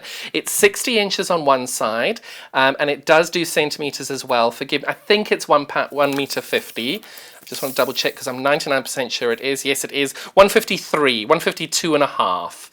So it's a really lovely, good size tape measure there. It works really, really well, and you've got all the measurements you need on there. So you've got inches and centimeters. So that's what goes in this box. Then you've got your wonderful pair of scissors. So and also this is now stored in there, so it's nice and safe for you. Here you've just got a little pocket. You can put what you like in there. This one you've got a wonderful selection of different threads. I adore this, especially especially if you're doing English paper piecing, sometimes you don't want to be using white. Sometimes you want to be using a red or a green to work with that contrasting colours. This is a perfect card for you to be able to use. And even if you're not using these threads, you can tie your own threads onto it to be able to use your own different colourways to be able to do that. And then you've got your needle threader over here, and you've got your unpicker. Unfortunately, these are a staple in most of our lives. And then, of course, you've got our wonderful little pin cushion in the middle as well. And that then all stores up perfectly into this wonderful, attractive little hexagon box with these gorgeous little embroideries on each one of these little flips that fall down.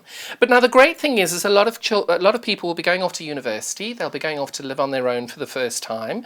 Maybe they don't sew. Maybe sewing isn't their forte. But you want to make sure if they do need to put a button on, they've got something really attractive that'll go in their home, and they're able to then, if they do need to do any form of little sewing projects or little sewing bits, they've got that all ready to be able to use and be able to do anything that they need to do with a small little hand piece. But it's also a really pretty little gift if you're moving home, if you just want to put it on your shelf even, because I have to say these embroideries on the outside are incredibly attractive. If you look at that flower detail there, it's really well done. And it's just, and these aren't printed on, these are actually stitched on. Each one of these little, you can see there, you've got all those different stitches on there. These are all actually stitched on. They're not drawn on. You've got the bee, which has got some lovely little felt details on there. Oh, I'm going to get my little pin from over here. You can see his little leg has gone for a little meander over there.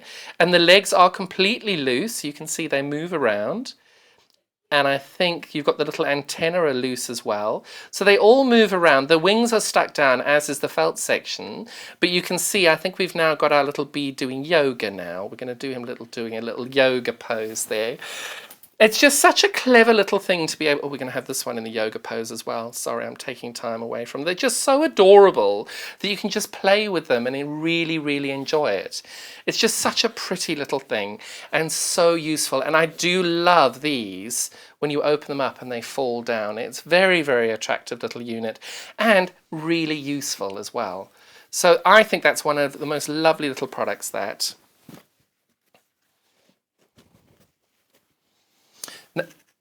Oh, so we did have a pin cushion in this range as well. Sorry, it's sold out, so we will try and get that in again.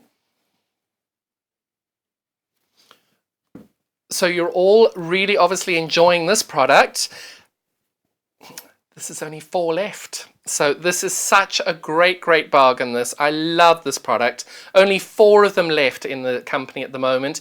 We're not sure when we will be able to get stock in, but as and when we can, we will. But there are only 4 left of these right now. So if they're in your basket, please make sure you check out. We don't want you to be losing out.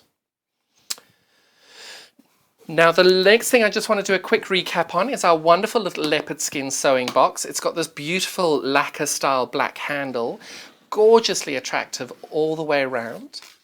And it's all about making sure that you're nice and organised, not only in your workroom, but making sure you've got all the projects that you need.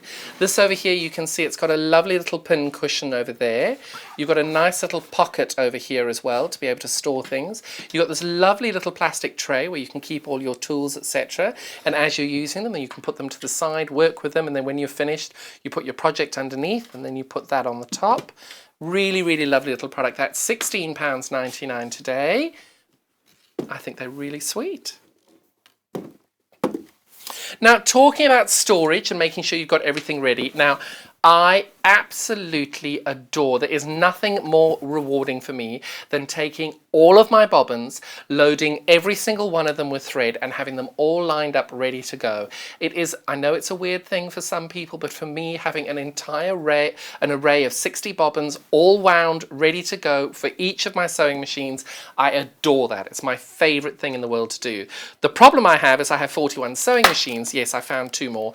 Then I have to do these, and having these bobbin cases are perfect for that. So here we've been able to get you, we've got 30 different bobbin slots to store your bobbins in over here. I was just looking to see if I had a bobbin on the side. You pop the bobbins in here and use them as you like, but what's great about it is once you've wound the bobbins, you then can close them up. It's got this wonderful little clasp here, and the clasp is not going to come free. I have bought things in the past before which have said to be bobbin cases and storage things, but it hasn't had such a good clasp. I've picked it up like this and the bobbins have gone everywhere. This has got a really lovely little clasp on it, which I think is such a great feature of this product. And it's so, even the firm, you've got this wonderful firm close on it as well. It's not one of those ones that just automatically plops open the second the clasp is done.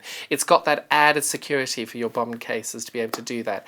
And it's like one of those old school cases when you went to kindergarten and nursery school. It's got those lovely little clasps on there. Really, really secure. Grey, I think, works in every single situation. It's such an in colour. Great spotty colourway with that as well. And of course, it's so much better than having all your bobbins rolling around in your sewing bag or on your surface or in a jar or on the side. It just slots ever so perfectly in here. And the great thing is you can, well, I would be doing 10 white, 5 grey, 5 black, 5 blue and 5 pink, because those are the colours that I use the most. And you can then store them all nice and safely in there. And for those of us who do have multiple sewing machines, what you do then is you can pop all your bobbins in there, and then all you do is you can do some form of embroidery on here and just name your machine, and then you know which machine you're working towards. So, oh, people are already checking out on this as well. I'm not surprised. It's a fabulous little item. So congratulations to all of you who've already checked out on that. Such a great, great deal. Yes? Right, so you obviously all had a good look at these this wonderful product over here. I'm just going to rotate this round. The rechargeable lamp. This is back in stock today for the first time in months. And now this is down. We've got less than 10 of these available now. They have sold incredibly well this morning. Please do make sure you check out on these. It's such a fabulous, fabulous lamp. And the great thing is when you get this out, let me do this. You've got this, it's completely free. You can see no charging on it, but even now I can get it to work fully because it's completely chargeable. You don't need to do anything on it. It's completely charged up, ready to go. I don't know, do we know how long it lasts? I don't know, I'm sorry, because that's one thing is, I suppose it depends on how much you're using or which lights and things. We've never actually asked that question, sorry. But the bulbs never go, because it's LEDs, these last forever. It's just such a fabulous, fabulous product, this, and it just selling really, really well. And I just love the versatility on this item as well.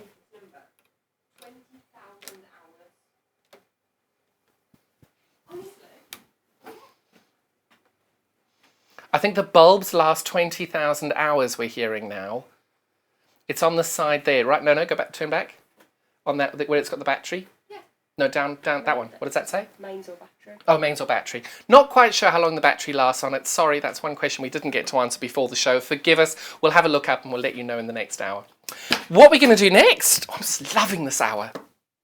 So the first thing that we've got today, which is the first product that most people buy in any form of their sewing journey, certainly your quilting journey, is the extra large cutting mat. Now, what I always advise people is to make sure that you get an extra large cutting mat that is as wide as width of fabric. The reason being is if you've got your piece of fabric folded in half and you want to cut strips off it, it does nothing if you've got an 18-inch one and your edge at rest of fabric is hanging off the end. So you're having to cut, move it down and cut again, and you're never going to get that perfect straight line. You can do what you like. It never ever comes off. If you're using one of those Stripology rulers, you need to have such a beautifully big mat. This one is 34 inches by 22, and it is so versatile. You can use it on this side for the inches. You've got all the angles here, starting in the corner here. So you've got your 30 degree, 45 degree and 60 degree, depending which side of the board you're looking at. But you've also got those degrees on both sides to make sure that it's left and right-handed friendly. You've got the numbers on the mat going in increasing and decreasing, but in the same line. So you'll see over here we've got at the bottom number 2, 3, 4, 5, 6, 7, 8, 9, 10. But just above it we've got 23, 24, 25, 26, 27, 28, 29, 30 in the circles, because that just means whatever side of the board you're standing on, or whether you're left or right-handed, you're easily able to check which way you're going and what dimensions you're doing. But not only are you getting this in the imperial measurements, it's a big board, look at that. If you rotate this round, you've also got the metric measurements on this side as well, which is very, very handy for dressmakers. If you are using any of the French patterns on this, it's a great way of being able to use the mat as well. And also, if you're going to be using things like your strapology, or you're using a template to cut, if you use this side, you then are going to be able to extend the life of your mat by being able to turn over and use it on different sides. It's a lovely, lovely product, and I always advise people to get the biggest mat that you can, because and the biggest one that you can afford, because you'll find having that little extra bit of a width here of those 2-3 extra inches makes your life so much easier, because you can put a lot more fabric on and be able to cut that much more easily. Now, we do have a price comparison on this one as well today. It's a slightly different brand. It's called the Alpha brand. It's exactly the same size. And the price comparison there on Amazon is £40.59. And that, as you can tell on there, you can see it's the exact same size, the exact same dimensions. You've got all the, oh, you might not have the 60 and the 30 angles as well. Sorry, so we might give you more on this mat as well. Because you can see there, you don't have the 30-degree and the 60-degree line on that one. But this one's already cheaper than that one as well. This one is £37.99. But of course, as well, if you prefer to use Alpha, then that one's available for you as well. Cool. But it's always important to make sure you do your research on it and find what works best for you. Personally, I love this little mat. Think it's great. You must go through and have a little look from there. Now, we're going to do, can I do the rule of this one first? Perfect. Because now, anybody who watched the show yesterday knows I've got a nick in my blade. So what we have here, there we go. We have an open one over here. Brilliant. So I use the Millwood rotary cutter, not the rotating cutting mat, the rotary cutter. But now what's happened on here is we've got a nick in our blade. It's a new blade, but somebody's obviously just gone over a pin or something on it. We've got a nick in the blade. So what we've got available today is our wonderful set of 3 rotating cutting blades. These are available today. I can't remember how much these were on the way finding those, but these are for 45 millimeter blades.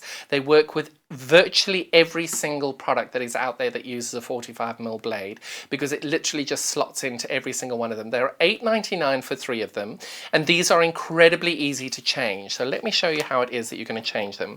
This is what your little box will look like when you get it. Now, changing your blade, excuse me,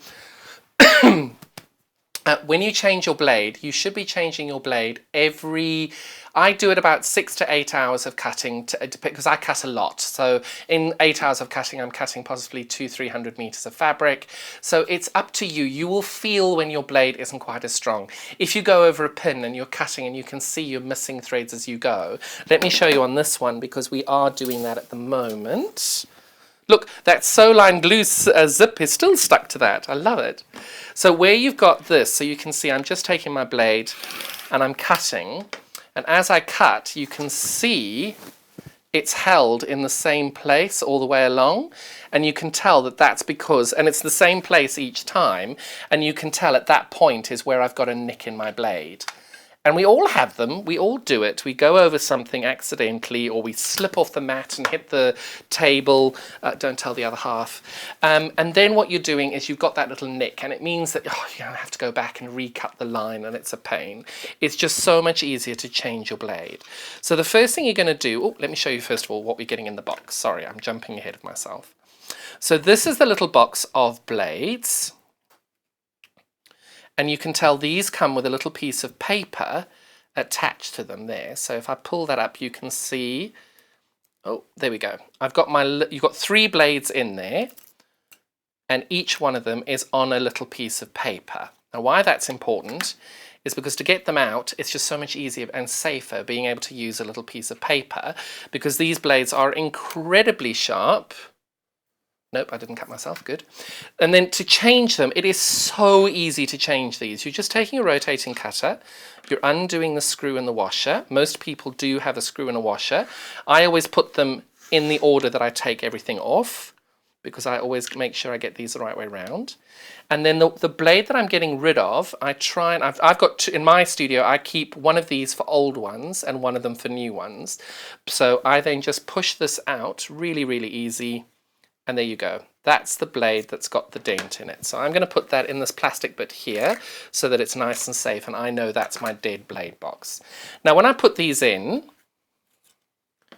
I'm going to take the little piece of paper off first. It's easier doing that now.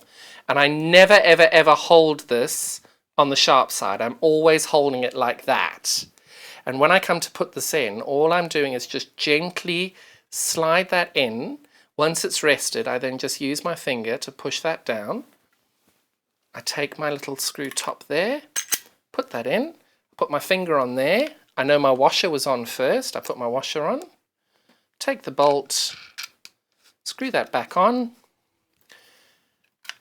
And now I take the same piece of fabric that I had before,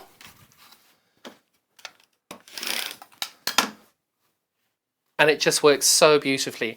Now what I always do suggest is, because it's a new blade, there will be bits of oil on it. So I always just get a piece of fabric and I just literally chop it all up into tiny little pieces, because that means that any oil that's going to potentially get onto your fabric is now on the scrap piece of fabric, and it's not going to go onto your beautiful Alison glass or your Liberty. And now all of a sudden you've got confetti, firstly. I won't throw this on the floor because then I would be murdered by our lovely cleaner. But that gives you a nice little way of being able to make sure that all the glue, all the oil is off the blade as you're trying to use it. Now I do think it's one of the few things that many of us do forget to do, that and changing our sewing machine needles. This is definitely really, really important maintenance for you to be able to make sure that you're getting the best cuts out of your fabric. And it also saves your arms being able to cut. If you're cutting loads of pieces, doing it with one of these with a fresh blade, every single one of us who's changed our blade knows it's so much easier. And for the sake of £3, oh, it's just under £3 a blade, oh, it's so much nicer. It just gives you that wonderful warm and fuzzy feeling being able to have a new blade. And it's also just everything comes out more accurately as well. So you're saving the money on the fabric by being able to have those new blades in it. And there we go. Really, really great product, these. I love these. So, and literally every 6 to 10 hours of cutting, when I'm cutting that volume, I do make sure I change my blades. So please get into the habit of doing that as well. Next, we've got our fabulous rotating cutting mat, which I've hidden over here. Now, many of you don't use a rotating cutting mat, and I'm going to show you one of the joys about using it. Now, what I love about these is that you've always seen me using them, but you've never actually seen why I'm using them or asked why. So I'm now going to show you. I've got to cut a few little pieces now for my next hour. But if you have got any questions or anything, please, we do want to hear from you. So drop us a line. We'd love to hear from you. And what I'm doing now is I'm getting my piece of fabric in the middle of the mat. I know what size I have to cut this because I wrote this down before the hour. Now, whenever I'm cutting any fabric that I've had in a bag or I haven't used, I always cut an extra little bit to be able to square it up. So move that over. There we go. So you can see I need to cut a 3 1/4 inch square. Now over here you can see when I line my 3 1/4 over there, it's not quite square over there. So I'm going to cut this as a 3 1/2. Just that way then I can square it up. And now that I've got a beautiful new blade in here, I'm just, oh, that's so beautiful. So there we go. This is now done away with, and I've cut this side and I've cut that side. Now, because I'm wanting to be cutting quarter square triangles out of this piece, I'm making sure that I haven't moved my fabric. Nothing whatsoever has moved. These two sides I've already cut. I know I need this to be 3 1/4 inches. And because they're going to be triangles, I want to make sure that they're completely accurate. So I now have squared up all 4 sides of my fabric. And at no point have I cut towards myself. At no point have I ended up doing anything dangerous. And I'm always trying to make sure that I cut away from me. So now I have to cut these into 4 triangles across both long diagonals. So what I'm going to do is I'm going to take my ruler. I'm going to line it perfectly up there. So you can see my ruler's not exactly on the point. It's not exactly on the point over here. It's just a one thread of cotton that side. I take my blade and I cut those up. But now, if you didn't have a rotating cutting mat, you'd pick the ruler up and turn it that way. But now you don't need to. You just rotate the cutting mat 90 degrees. You line your ruler up perfectly, and you haven't had to touch your fabric. There we go. That's perfect. Put your hands down nice and securely. And all you've done now is created 4 identical, perfect quarter square triangles. And you haven't in any way cut dangerously. You haven't cut towards yourself. It's just the most perfect way of being able to cut fabric. I also now need to cut 2 more squares. Now this is, again, I always am going to cut these bigger because you can see that's a little bit wonky on that one there. So I'm going to cut these as 3¼ inches. So I'm going to cut, I'll do 3½ because the ruler's lined up at 3½. So exactly the same thing. Don't need that piece. So now these 2 sides that I've cut here are completely square. No need to worry about all of those. That's ready to go. And all I do is pick my ruler up, rotate my mat, and now I line up to the size that I want to cut. And there we go.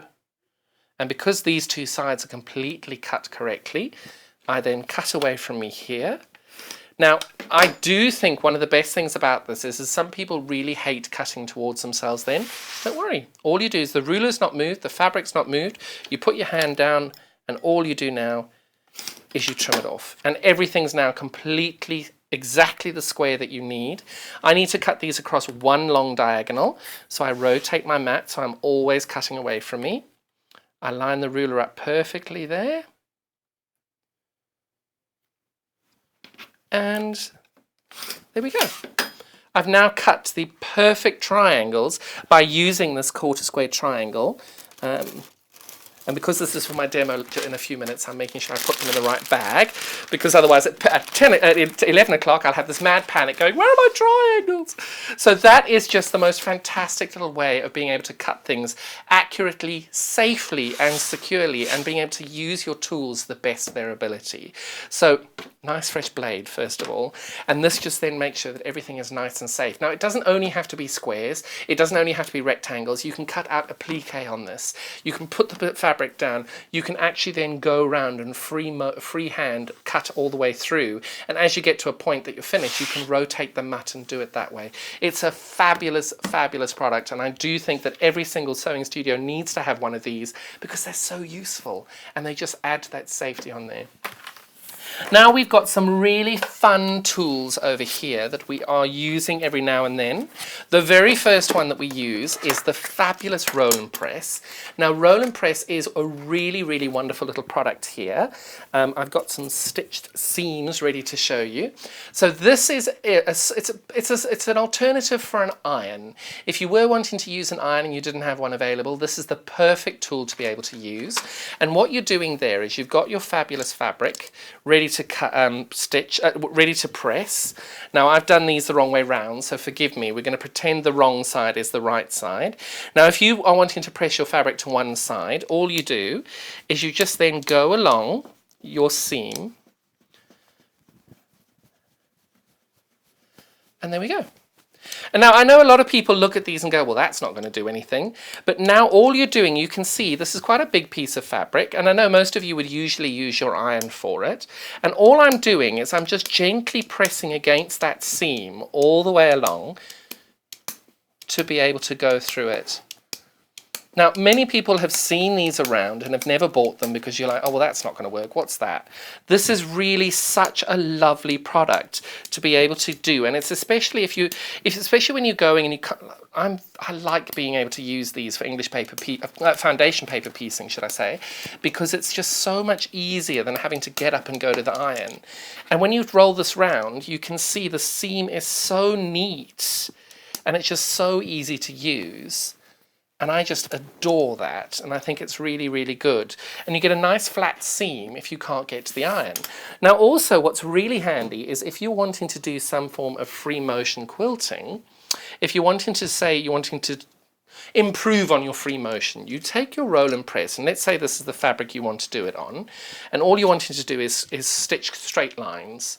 So all you do here is you can just fold the fabric as you go, and I'll turn this around. You can see how crisp that seam is just from one press. And if I then do another, because this is very effective for crosshatch. So cross-hatching is where you're trying to do a grid in stitching. If you're wanting to do any form of cross-hatching, so I'll show you there. So now what I've done is I've created these 4 lines. And now if I'm wanting to do a cross-hatch, I then just rotate this round. And you can see when you're wanting to do the free motion of these cross hatches, you've got these lines in there, and you don't need to use a friction pen, you don't need to use a chalk line. It's just a really nice, effective way that then when you wash this out, that'll just come out completely. But when you're wanting to do your stitching, you've then got a wonderful little grid that you can go back to. It's just, I love these because I just think it's one of those tools. It's $15.99. They last for years. I've had mine for about 4 or 5 years. And every time I use it, it's as strong as it was as the first day I got it. And I think they're really, really helpful little tools. And it's really good for marking fabric and being able to do something like that that doesn't leave a lasting mark. And if you don't like it and you want to go get rid of it, you just take your iron, plop it down, and you've got a clean piece of fabric again. It's a wonderful, wonderful little tool, and it is one of those things that most of us walk away from when we see it. But there we go. We've got those available for you today for $15.99. Now, I have an absolute affinity for this precision stiletto. They are really, really lovely. Now, I know a lot of people will see these and will think, I don't know what to do with that. I don't need that, and walk past it in the shop. So let me show you what I adore with these. They are really, really good if you're wanting to turn seams out, especially curved seams. So if you're wanting to do sort of clamshells or turn applique, you'll do the full turned applique, and then you will take this wonderful little nib on the end here. And you can then just gently press it out. So you can see the nib's got a sort of an angled mark over here, but it's got a nubbed edge. I'm not quite sure how to word that differently. But what you do is if you've got 2 layers of fabric, you can push the fabric along with this and line it up and then just crease through a seam. So if we can, I've got another one of those somewhere here. So this is a straight edge of this. So if I'm wanting to turn this around, turn this through, should I say, and I've got my seam, and I'm wanting to get this seam completely out and beautiful, what you do is you take this flat edge of the stiletto and you push that along to get that edge pointed out. And it's a nice little way of being able to make sure that your edge comes all the way through as you've turned something through. So if you're doing a sort of toy making or anything like that, it's a great way of being able to get your edges out and keep that lovely shape and not have, so for example, if you just use your finger, you may only get to that point, but having this nice sharp edge, and you've got 2 different edges, you can use this really pointy edge to get it really, really close to the edge there where you can actually see the stitches, or you can use the slightly less sharp edge here with the rubber edging, and you can use that to just get that lovely clean edge coming through without the stitches for any form of turning things around. And it is a great, great tool to be able to do that.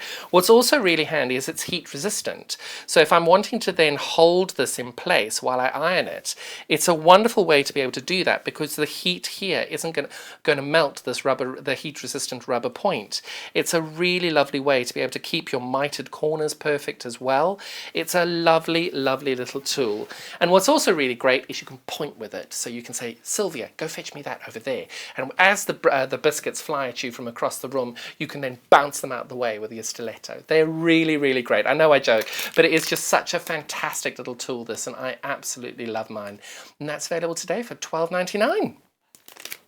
Speaking of using your iron and being able to do things with your iron that are heat resistant, we've got our wonderful little iron finger as well here.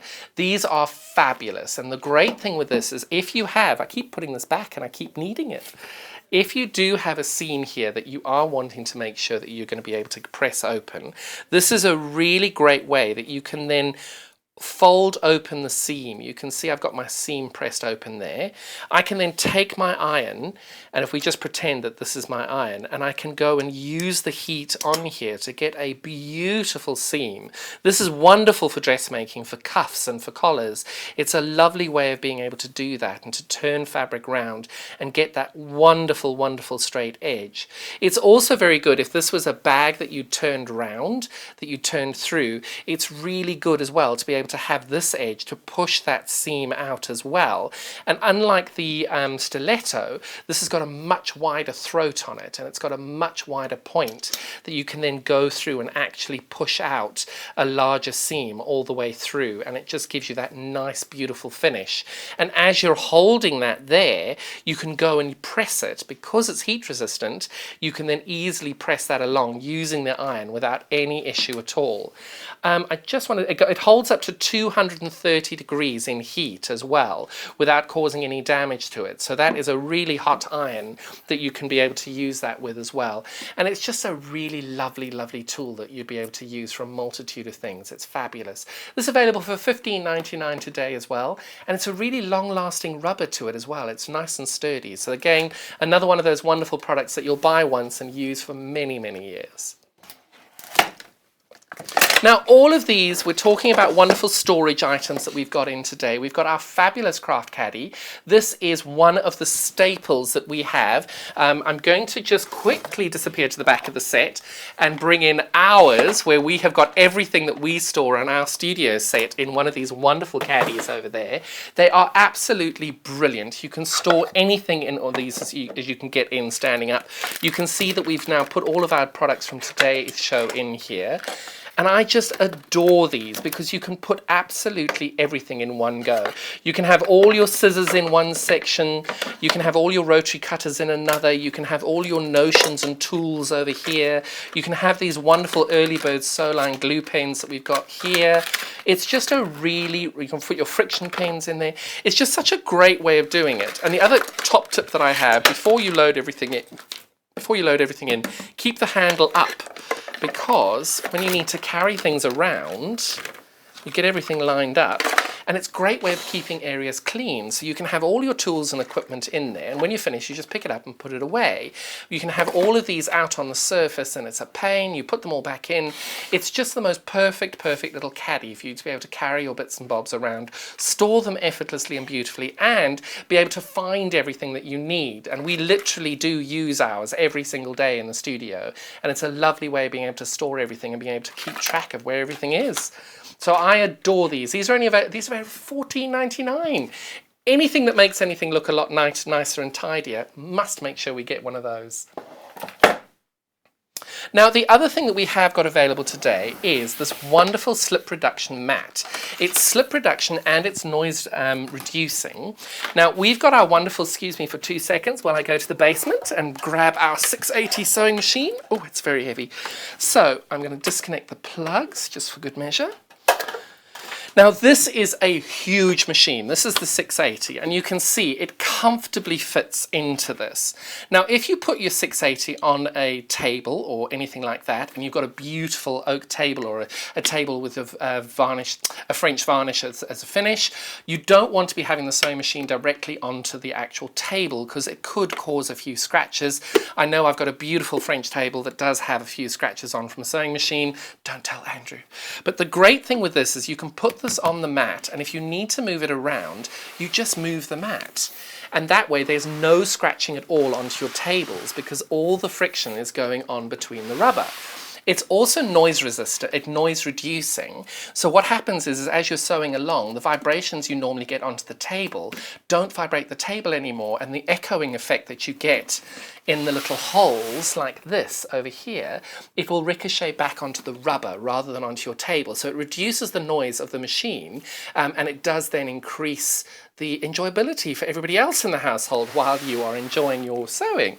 And it is such a great size, 40 centimeters by 60. You can see very easily, this is one of the larger machines that we have. You've still got space around the side. It does mean moving your machine around is a lot easier because these machines are quite heavy. I would not suggest just dragging it on one end because you're going to tear it. Just be clever and be able to just be supportive of it as you move machines along. And obviously the heavier machine, you don't want to be doing that in the first place. But if you have to, that's a nice way of being able to do it nice and safely. But it is such a great one. And then as you're actually working, it doesn't move. The machine, it's sort of those creative grid non-slip drip dot things for your sewing machine. It's just so easy to use, so lovely. And it just creates that extra little bit of security and safety for you that your machine's not moving around. It doesn't scratch your table and then reduces the noise for everybody around you as well. And it's such a great price, £15.99. They last for years as well, and they feel really lovely too. So I highly recommend these. I think they're absolutely brilliant, and I hope you enjoy yours when you get yours. Excuse me while I move this back to the basement. Back in 2 seconds. Now, oh, has the hour gone already? Goodness me, that went quickly. Now, I'm so excited about the next hour. We've got this cross bag. What we call this? It's a cross bag. It's a cross bag and a cross quilt. Just that was right, yes. So we've got this wonderful cross bag by Alison in the next hour. It is so exciting, and I'm so intrigued to see how this all comes together because she's brought in a big square that she's already quilted, and you just apparently fold it into a bag. I still don't quite get how you do that, so I'm really looking forward to seeing that. And we've got 4 different colorways today for that, and it is such a beautiful, beautiful bag. Looking forward to that. Now, every time Alison comes on, everything sells out. I mean, every single time we have had Alison Marion on, it has all sold out. So please have a little look on our website. How many? Yes. I don't even know why she bothers coming on. We just stick her name on it, and it also... So one of the bundles that are on there, which bundle is it? One of the bundles has already only got 2 available to purchase. So we are this close from selling out. Alison we've only just shown the bag. So the black folded bag, that's the one I think she's demonstrating in. That one, we've only got 2 left. So what I'm going to say to you now is we're going to redo the set. We're going to get everything ready. By the time we come back, I know you're going to have gone onto the website, www.sewingstreet.com. You'll have the little YouTube live feed, and then beneath that you'll have all the gorgeous sewing machines we've got. I think it'll be on about page 2 or 3. Go through and have a look at what Alison's got for these. We've got 4 different colorways on it. We've only got 2 left of the black one.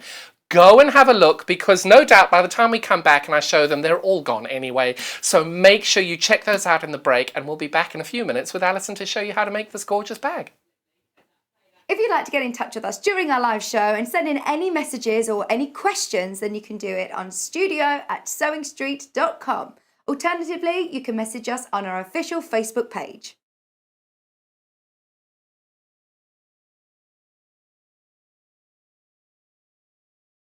Hi, I'm Wendy Orlando and I'm a craft blogger. You can find me over at thecraftyco.com, and if you do head on over and have a peep, you will see that I'm a tutorial blogger. I do all kinds of crafts, but my passions are crochet, knitting and sewing, which I've done for over 45 years. In that time, I've made lots of mistakes, but I have learnt lots of tricks and top tips that I can't wait to share. What I'd like to bring to the Sewing Street table is to show that you don't need to have gone to university or have a degree in design to be able to sew. You just need passion, a bit of courage to take the first steps, and a whole lot of patience. Oh, and an unpicker. You will need an unpicker. I do hope that you will follow me as I take my Sewing Street journey, and I look forward to seeing you all again soon.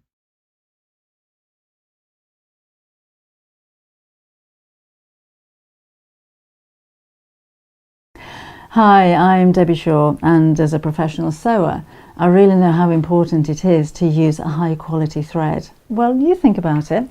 You spend a lot of money on your sewing machine, you'll spend a lot of money on fabric, and you'll spend a lot of time sewing. So why let your thread let you down?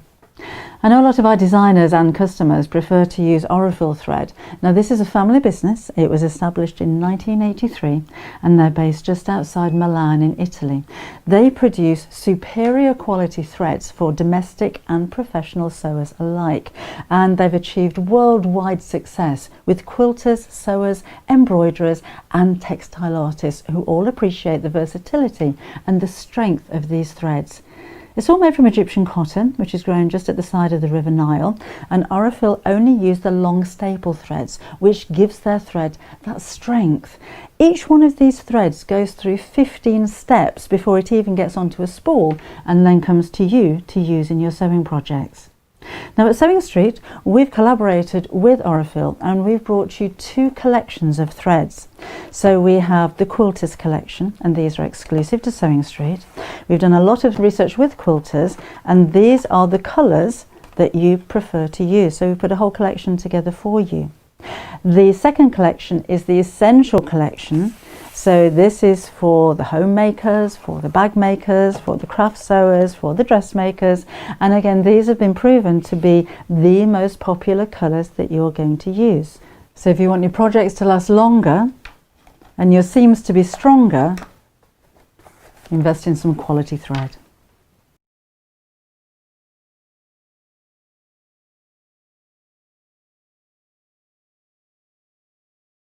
Hi there, my name's Alison and I'm thrilled to be joining the Sewing Street family. I live in Staffordshire where I run a couple of sewing groups and I have a passion for vintage sewing machines and also applique. I've stitched in some form for as long as I can remember, but I absolutely love teaching and helping people stretch their skills and hopefully demystifying some of the techniques that can be quite daunting for beginners. So I'm looking forward to meeting the team and getting into the studio.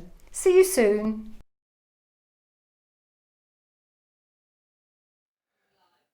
Welcome back. Alison Marion's back again. I'm so excited. Before we went to the break, we only had 2 of these. 2! We hadn't even shown the bag and it's selling out almost.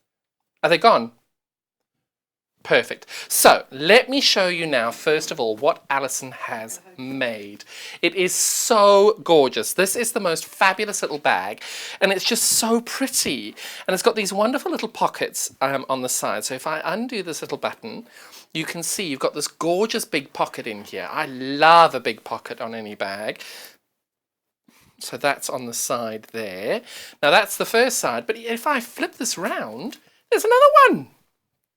There is another pocket just over here, exactly the same, loads of space. But of course, Alison's not messing around. There's another pocket just here.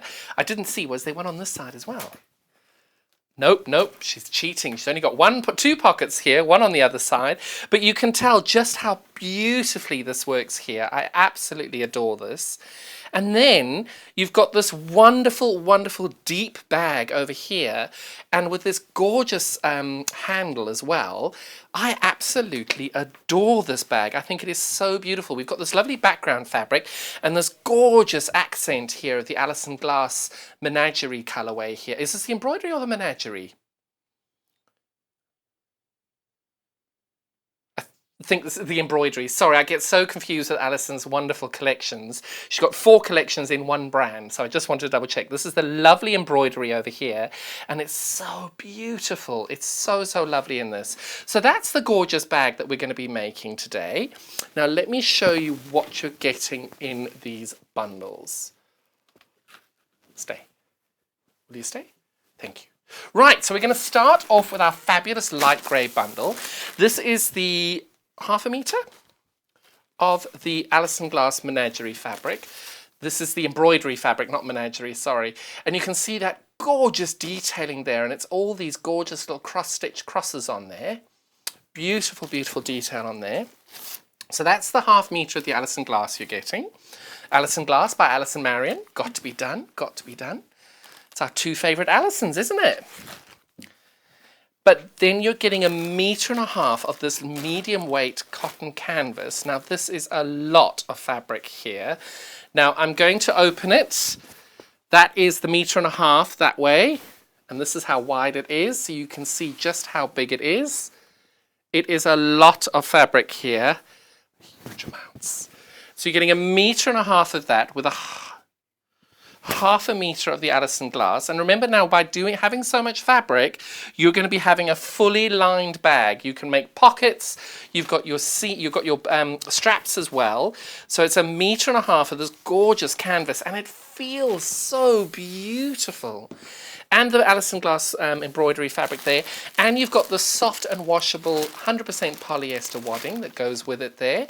That is the fabric you're getting, so that's 40 inches square of the wadding. And of course, not to be undersold, you've got the wonderful origami bag here, the instructions on how to make it, and that's £32.94.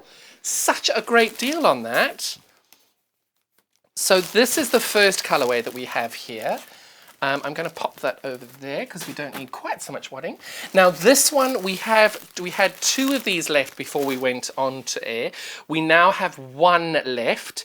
So this is going to be 1.5 meters of the black canvas here. Beautiful feel to it as well. That lovely, lovely medium weight fabric there. But then you're getting 0.5 meter of the Alison glass penny fabric here.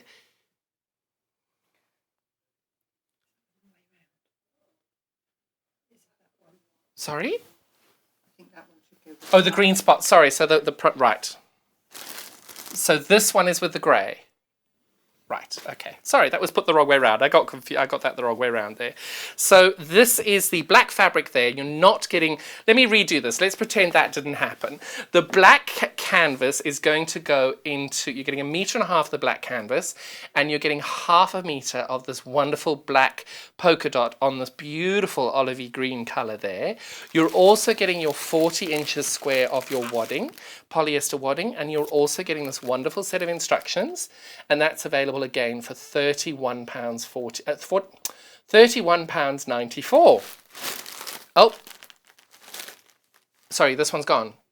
Right, so this one has now sold out. That one is gone. Well done, Alison. You've done it again. Perfect. So now we've got this the right way around. We've got this gorgeous dark grey canvas here. Beautiful, beautiful colourway there. That's 1.5 meters of this gorgeous dark grey canvas there. We've also then got 0.5 meter of this beautiful Alison glass colourway. Absolutely stunning that. You're getting a 40-inch square of the polyester wadding and the wonderful set of instructions for £32.94. So that's our third colourway in this. Our second colourway has now sold out of that. And then last but certainly not least, we have our lovely navy colourway here. I do love this coordinate fabric. Look at that. That is really pretty.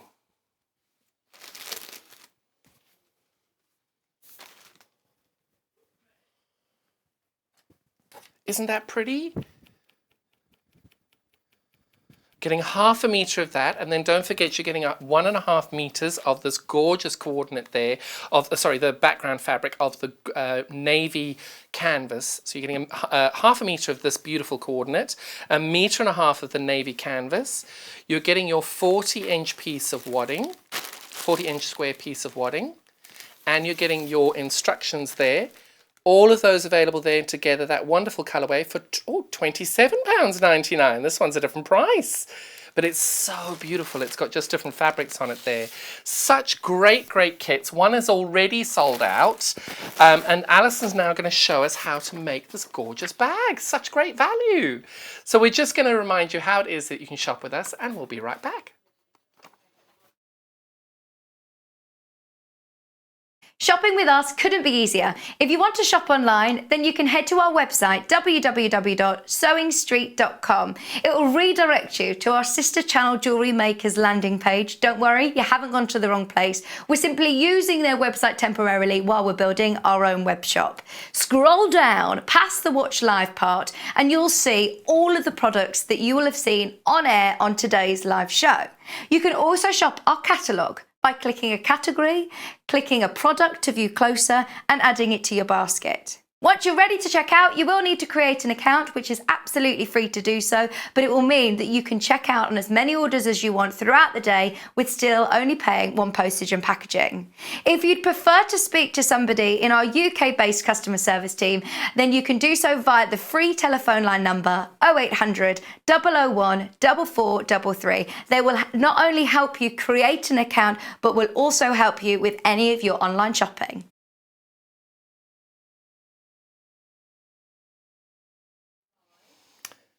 And she's back. Alison, congratulations. I'm going to have to move that because I can't see you.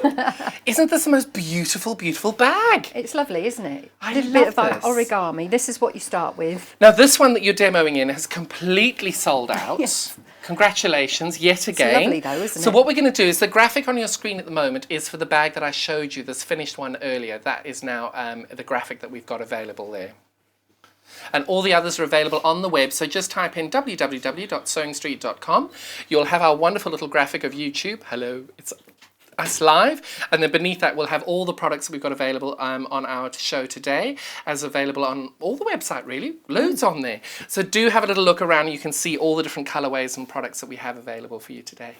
Alison, I'm so intrigued by this bag because I don't understand how this all goes together. John tried to have her work it out before we started, and he didn't get there. No, I didn't. I don't understand.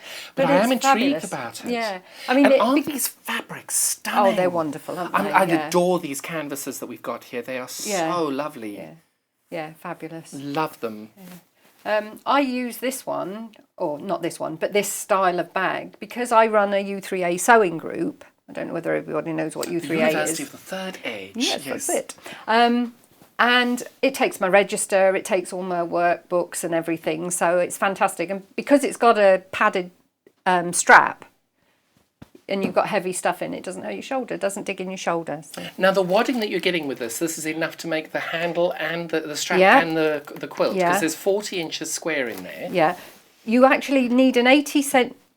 It was a little bit of a jiggery around with the sizing because when I made my bag, it was in imperial measurements, and of course the material sold in meters. So what you've got so much fabric because you need an 80 centimetre square to start off with, and then you work from there. Okay. So you've got plenty of fabric for your strap, and this here, you've got some left over. Perfect. Now for myself, I'd want a slightly longer handle. No problem. Is that okay? Because obviously that's a little bit tight for me because I like just having it over one shoulder. Yeah. But if you wanted to make it a crossover bag, you could. Easy. But you may not have enough wadding. Is that right? No, you have wadding. Oh, wonderful. Yes. Oh, I love this game. Yes.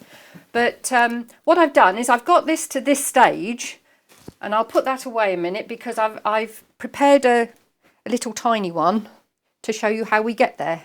Oh, I love you. You're so well prepared. Oh, there's a handle. So now, I'm loving the threads that you've used here. Now, we don't have that exact thread on the website. No, but we but have a got nice some variegated fabulous one. variegated Yeah. threads, don't we? I just thought it gave it a little bit added extra. I think it really does. It's interest. just that nice little bit of extra pop to it. So what you're doing first is you're putting on your border. So you do either sides, and then I'll just do this quickly. So this is What almost have we like got bordering here? the 06. 2/4, that's fine. Oh, perfect. Yeah. Oh right, what's the? I think this was 1 centimetre. Yeah, so that's about it, isn't it, on here? That's a bit wide for it, Is so it? just position it not to the edge of the foot. 06 gets you to 1/4 inch. Other way. Other way. No, if you just type in the number 06. Oh. I know, very clever. But just check the that's foot 1/8. I want you a can longer increase stitch it. than Yep, that, that's yeah. absolutely fine. But There just we go. before you press go, Yeah. just check that the needle, because you've got a different foot on, just check that the needle's not going to hit the machine. So just rotate it down a bit. I had that with my doggy bags, Yes, didn't I I? didn't want to. We've all had our moments, all us newbies. Even us oldies have had moments. So I've already put the border on 2 sides, and now I'm just adding it to the other 2 sides so that you've got it all the way around the outside edge. And what you're doing is you're doing a smaller version to be able to just show people how to make the larger version. Because it's not difficult, again. It's a kind of quilt as you go. and it's a quick make, so I thought if I make a tiny version and then I'll show you the folding, because it's the folding that... I've just realised I may not have plugged the iron in at your feet. I don't know I if you need the can iron. finger press it, because this is Oh, we've only, got our... this is only a little you can use one our to rolling go. press if you like. Ah, yes, I'll do that. I'll get that. We did squirt it with antibacterial Yeah. before we went on.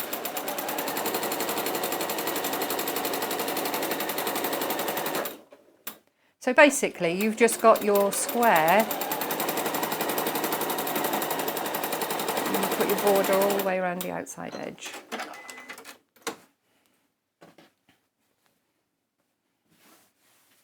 So it's in that little box over there. There we go. There we go. And we have squirted it with antibacterial, in case you're worried. You do, when you're doing this, you press your seam towards the border, because you're going to sew in around the outside edge. Oh, right. Once you've quilted the centre.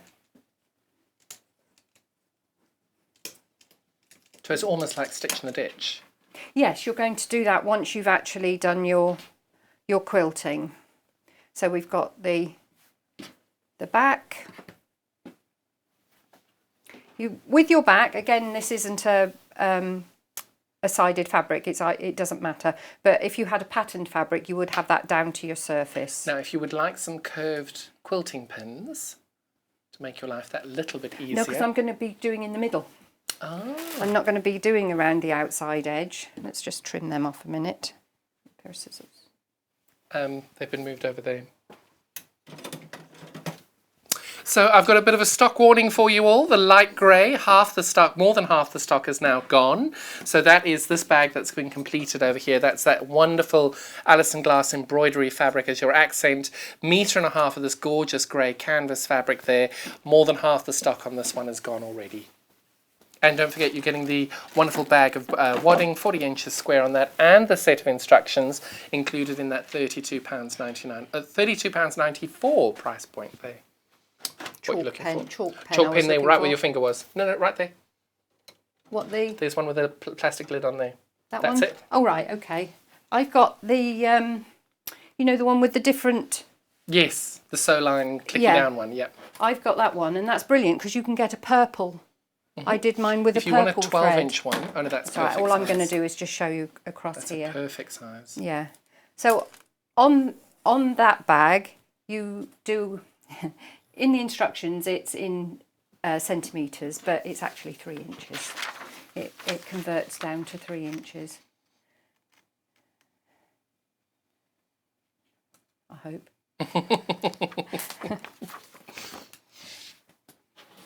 So mark out across from corner to corner, and you're only going to do it in one way. You're not going to crisscross it, so we'll do that there. You line up your backing fabric. I might not get there quite, but you'll get the gist.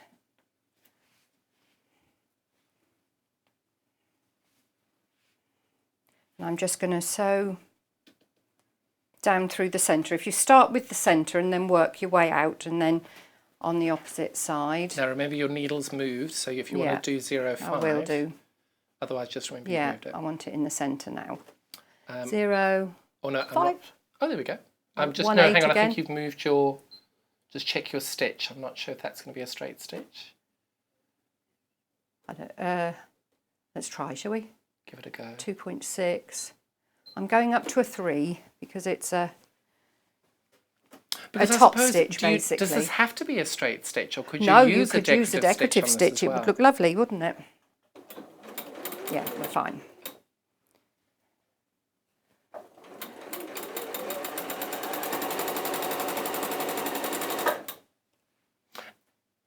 Now you use your bag, you said, for the U3A, storing all your registers and things like that Yeah. in. Do you use them for anything else?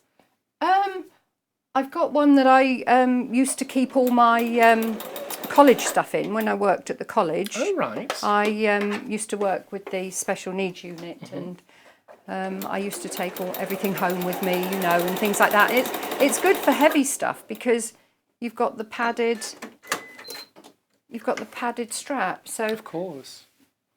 So that you've looks got, so good. It looks nice with that mustard, doesn't it, It actually? really does. That's the thread left in from the quilt.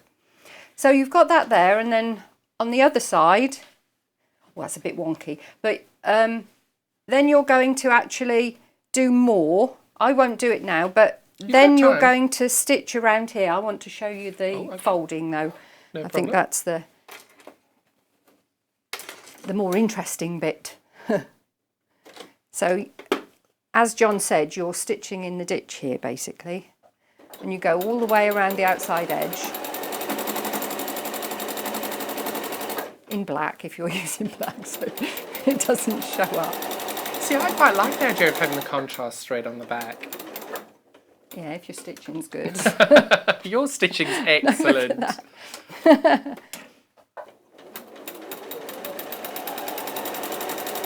I thought it best to do a little tiny one like this because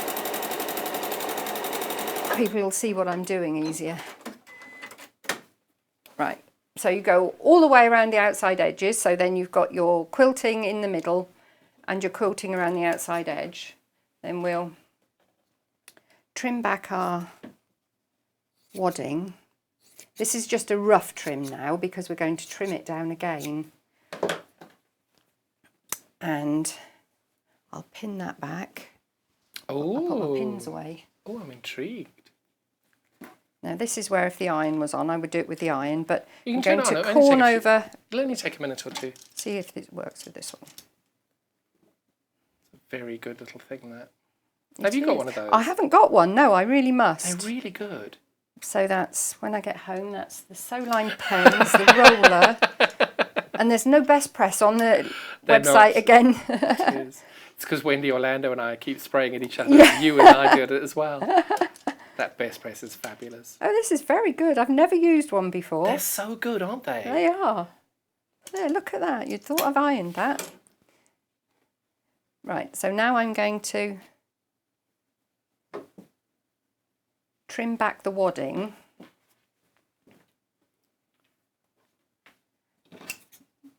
to that size.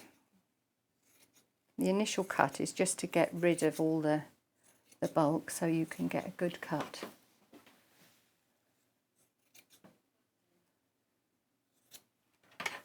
So did Beryl like your bag? Yes. Oh, Now, with this, it's up to you entirely how you finish this. I've done two different finishes. This one, you fold over your backing and you need to fold over the front as well. Obviously, because you've got all the quilting in the middle, you can't bag it out. So you're going to end up with this. yeah. So the sample one I did top stitching, and my black one I like a bit of hand finishing, and I ladder stitched this one. Okay. So that one, I prefer that finish. Or you can, I have also one I've got at home, I have done with binding. I was going to say I would probably bind it as well. Yeah, you can do Did you it have enough binding. fabric to bind this? I used bias binding, but Use you bias, don't okay. need bias binding because this was one I did a long time ago. You don't need bias because it's on the stretch, not on the stretch. straight. Yeah, so yeah, you would have enough to do Oh, some. you've got the hooks on the end, so if you did do your binding... Oh, that's all right, you sew them on afterwards. Perfect. So we'll come to that now. The little hoops for your buttons. Sorry to interrupt you. I keep having to do stop warnings. We are on single figures on this beautiful grey with the embroidery Alison Glass edition. We're on single figures for this now. So we are hearing they are in your basket, so please do check out if you are interested. And on our dark grey bundle, we have 3 of these left. I'm very devastated because I wanted to go and buy this bundle. But there we go. There are 3 left. And again, 2 of them are in baskets. So please do check out as you go. We've got down to single figures in this one. We're down to 3 in this one. We don't want you to miss out on it. Alison, every time she comes on, everything gets are being sold out. It's wonderful. Congratulations. Yes, thank you. When you do your loops, you have your piece of fabric. If I do it on there, look, you'll be able to see. And it's just making your single fold binding really. You do it in half and then half again. And you end up with your little loop. But on here, I thought, oh, I'll have a go with the rouleau. It's called a hemline. I think Hannah was going to have a look. They were in stock. Loop turner, hemline loop turner. And I got a really nice tiny loop out of that one. But what you do for that is you put that, you've got your... We do have them in stock. I hear the graphic is brilliant. coming. They're amazing. If anybody hasn't used them before and you want to make rouleau loops, or, well, just anything small that needs turning, they're brilliant. You can see I've made really tiny ones there, look. Gosh, and they're only $2.99. Yeah. Such a great price. Really tiny you can get. I mean, because you're limited with this because you're folding in yourself. So what you're going to do, depending on what finish you're having on your corner, that would then, before you do your finishing, go inside in there.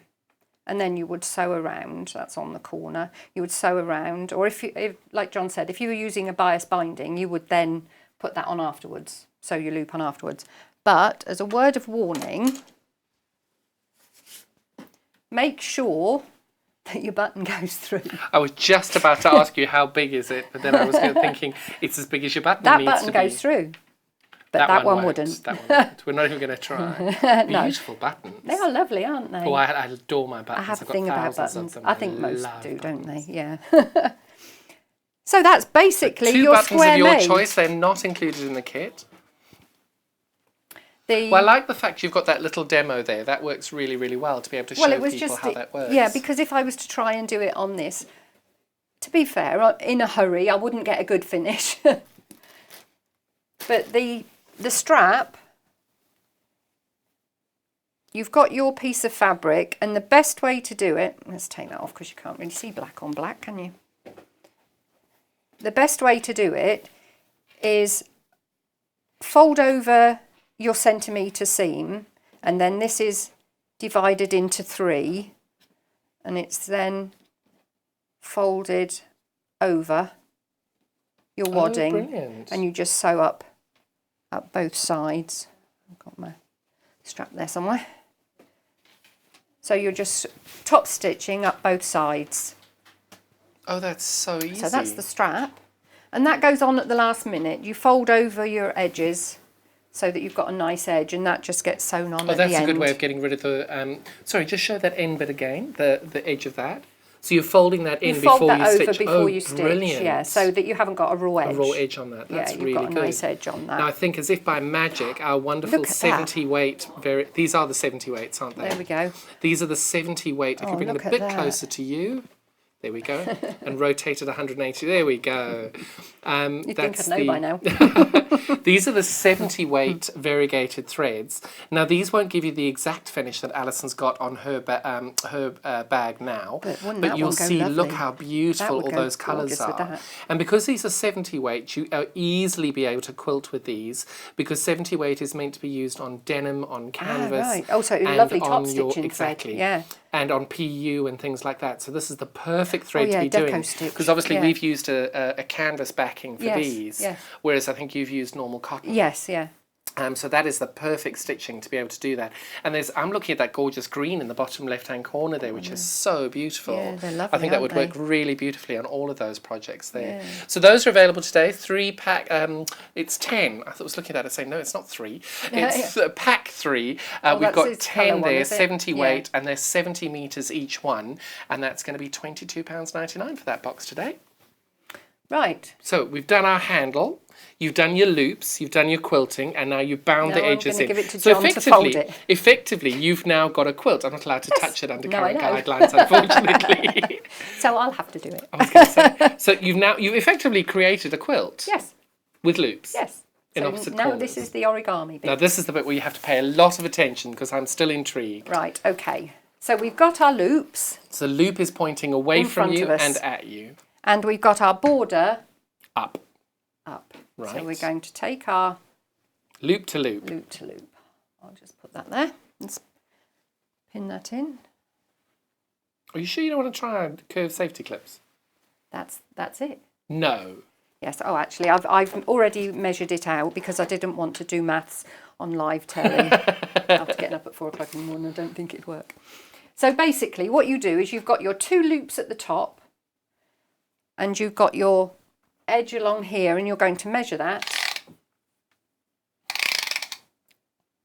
I was going to say your bag was about to fall over then.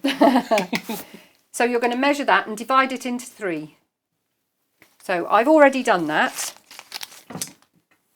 And I've marked with a chalk a line from the bottom up to the outside edge. Now you need to make sure that your outside edge meet. So right. So it doesn't matter what size you do. So if you want to if you see the bottom shelf right at the back, keep going back, right at the back, that one. You see that says there's curved safety clips? Grab those. That one? Those are really, really handy. They're pins. Yes. Oh yeah, safety pins. Safety clips. Those are really good. Otherwise, those any of those bags are wonder clips there. I'll have a wonder clip. Perfect. Perfect. I'm one of those that pin everything. I think it's how you learn, isn't it? I really need to get a grip. Right. Right, so they've got to be, we've got our corners right, so they've got to be lined up. That's the only stipulation. Now these wonder clips that you're using, we've got these as an early bird special from earlier in the week. You're getting 50 of these for £9.99. But I think, are we still doing the multiples? So if you just if you keep searching on the website and type in early bird, you'll see that we've got different price points for whether you're buying 100, 50, 100 or 150. We've got different price points on them.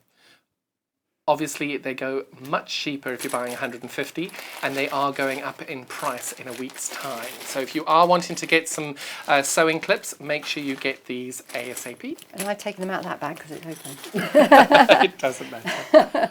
So I've divided my bag into 3, and I've drawn a line. The square, I think it's in the diagram I've shown you. I've got a square so that you need to make sure that this is straight with your...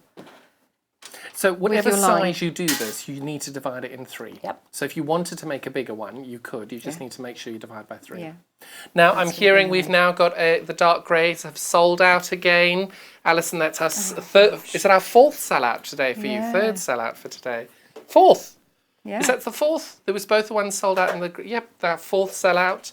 And we've got single figures on another one as well. So she's doing very well, Alison. Right, I'm going to... Because this is black, and sometimes I'm going to reverse, because sometimes you get like a little bunch, don't you, if you use the locking stitch. The locking stitch. So I'm just going to fold that in, and I'm going to sew down on that stitched line. This is the same with the quilt. I've got the walking foot on here just because I'm doing this at speed. If you've got time and you're not worried about the walking foot, as long as you pin it down. So you do the reversing stitch on both sides? Yeah. Perfect. Because there'll be a lot of pressure on the seam, I'm guessing. Yeah. Well, you're actually going to put your strap on, so that'll support it. You're going to sew your strap on, so that's going to support your seam there. That's going to hold it together. So you've now sewn one of those thirds down. I'm going to be very brave, and I'm going to go from the bottom on this one, Oh, and hopefully I like it won't push it out. You'll be fine. I have utter faith in you. So who's going to be watching you at home today? I know Beryl, your mum, will be watching. How old's your mum? Dad, I should think. Oh, I got it wrong last time. I said 84, and I think she's 86, she said. Well, so it was the right whatever age it is, right direction. Well, lovely to have you. And your dad will be watching too? Yeah. Oh, how wonderful. They must be very proud. And hopefully Becky. Morning, Becky. And what do they think about your sellout successes? Well, it's amazing, isn't it? It's wonderful. It's unbelievable, really. No, it's not. Your products are amazing. It's nice to think that people enjoy things as much as you do. Exactly. Right. Right, I'm still confused. Okay, nearly finished. Let's just cut that off. How much? Right. Still Going to confused. put our thumb at that point where the sewing is. You can see that there? Right. And we're going to push that through and pull. That's side. I'm halfway there, That's yes. side one. Right. And we're going to do the same on this side. And pull that one through.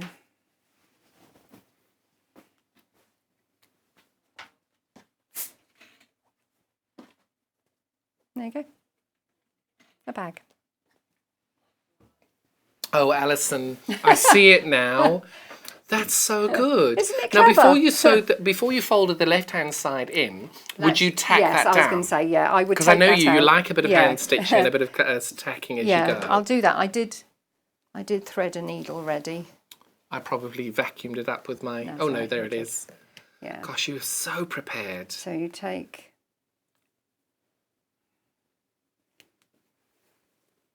Because you're actually going to sew down here. That stops it from Oh, opening. right. So. I'm intrigued to see how you do that. Well, that's hand stitching again. Oh, look at you. You've got about 15 minutes left. Oh my goodness, I'm nearly finished. You'll be fine. We can slow down there. Yes. Well, I've got my quilt after you, so I might pinch some of your Yes, time. pinch some of if you it. run out. So that's that side, and we'll pull that out. Now, our little stiletto that I was showing earlier, have you ever used one of those? No, So in that box again, of course I didn't see what you were so doing. if you, you'll see there's a funny little pointy thing, That one. that one there. If you use that, you can then use that rubbery edge on that point, or that pointy yes. bit, to then push Go- the edge out. Go through the centre. Or you can use the iron finger as well. Both of those are very good at pulling things, There you turning go. things out. Do you see? You just get that nice little finish Yeah. with it as well.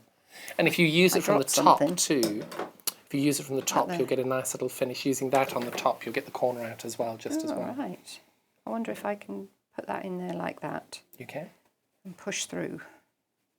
Oh yes, it gives you something to To pull. grip onto. Yeah. It's a lovely little tool.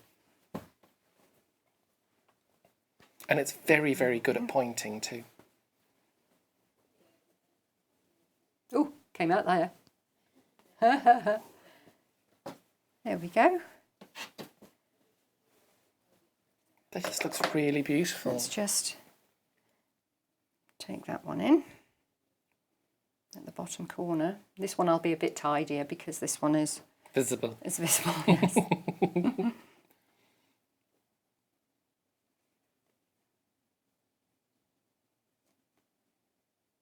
So just tie a knot to start with.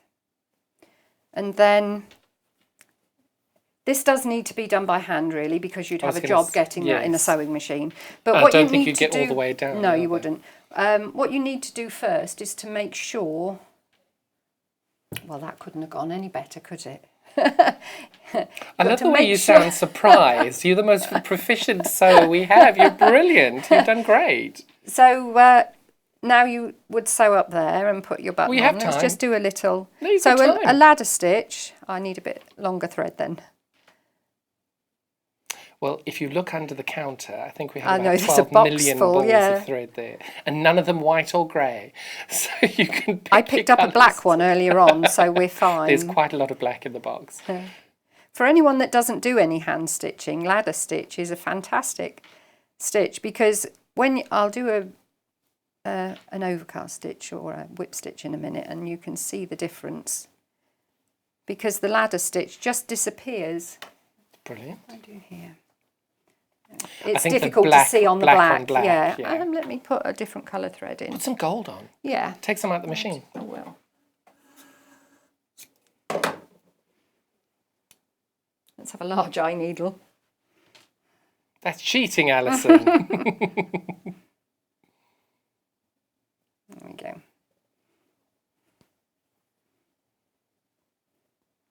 There we go. Right, so if we've got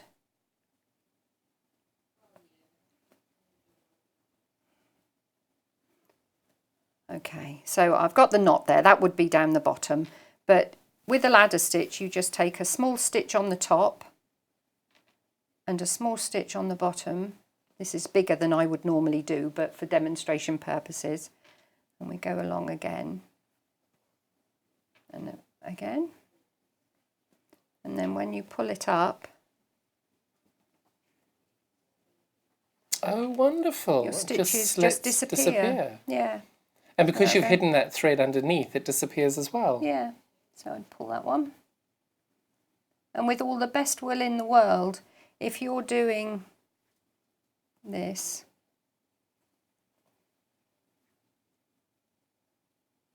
you're going to see, I mean, hand stitching is, it depends what you like yourself. I mean, some people like to see the stitch, don't they? Oh, actually, that's not bad. It's brilliant. So you've done really well. Yeah. So if I'm halfway there, I'll show you the handle. I'm doing the quick way now. I'm going down That's through the all right. bottom. Because and we've then still got to coming up put your through the handle top. on as Yeah, well, don't we? Yeah. So that's down the bottom and up through the top. So I'll finish that off. I'll just knot that off.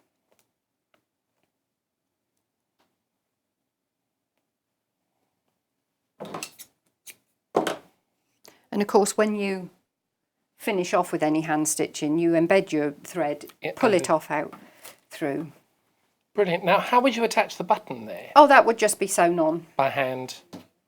You did have I two did buttons. have two buttons, didn't I? There. It's the little That one would that you'd be just, once attaching that's on. sewn together, you would then sew that on there, and then that Would just click would onto just there. come under there. Now, I see over here you've used what I would call a denim button. Yes. It's a traditional denim button. Did you just use one of the button rivet things and did that? Yeah. So that's easy Well, to do as well. actually- Oh, Mike had a hammer and a block of wood. I said, how? Because I thought they screwed in. I thought Debbie had some that screwed in. oh, possibly. And I took it down and I said, I can't get this to screw in. He said, you need a hammer. So he got a hammer and a block of wood and did that for me. So I'm guessing your husband and the button are not included in the fitting process of this. No, I'll Be keep fun if Mike. he He did. buys me Liberty fabric. You've trained him well. You Oh, can't pass them on when I they're was trained drooling over the Liberty bundle when we did the Christmas I show, know, and a and he few bought days it for later you. it arrived. Oh, So I've got one of those good as well. egg. So I'll just pin those down a minute to keep them out of the way, because we need this flat for the handle. Perfect. So how long do you think it'll take you for the demo? We're just wanting to see where you are for I'm this. nearly done. But to put the Couple of minutes, yeah. Perfect. Put the handle on. So we say 5-10 minutes? Yeah. 5 minutes? Yeah. No pressure. We'll No. start the clock now. Yeah. The countdown clock Did has that begun. to me last time. Well, it's because you're selling out. We can't kick. I know. I might It's as well go home. wonderful. You can have a longer cup of tea this Yeah. time round. Right. So now I've just pinned down so that the when the handle goes on, so that this all stays nice and tidy. You need to keep that down. I suppose really clips would have been all right there, but I'm trying to make sure that these stay together. Now, if you want to put them on the outside, you can, but I like to put them on the I was going to inside. say, would it not be neater having it on the inside? Yeah. Now, when you're doing the actual sewing, would you have the folds at the top or the handle at the top? The folds at the top or the handle So at the when top? what I mean by that is, would you have this at the top, or would you have the handle bit at the top when you're actually doing the stitching? I don't know what you mean. So Do you when mean when you take like this into that? the sewing machine, are you going to have I'm gonna that show you side now. up? Yeah, I got to turn you'd it prefer inside to- out. Oh, right. I'm going to turn it inside out because I'm going to do it so that I know I'm catching the handle. If I do it, Right. is that what you meant? Yes. Yeah. No, 'Cause I so didn't that know I whether- know I'm catching the handle, I need to do it from the inside. And because you pinned the folds down, those won't They're- move because they're that's right. pinned down. Yeah. So if I take that off a minute. Let's put that through. And then the inside pocket, on one of them there, one side, I mean, you can put as many pockets as you like. I've put one inside to take my phone, so that the phone is easily accessible, because it's most annoying when you've got a bag and you're having to fumble around for your phone. Well, I used a bag for many years, and I tell you, I don't know how you ladies have successfully used bags, because I just could not ever find anything. Keys, all Nothing. sorts. I always Nothing. put a key holder now in my bag. So Well, now I just don't so that use I've got one. a string. Because I've never understood how people That's use not them central, so so we'll successfully. take that over a little bit. There we go. It's such great value, this kit, I have to say. I'm really impressed with it. And you're getting such a lovely finish on this bag too. So that's it started. So that's held in place now. So it doesn't... So at this point, are you taking any pins out, or do you need to? No, because I've pinned them Further down that aren't because going I to be knew sewn I on. was going to. Yeah, I did.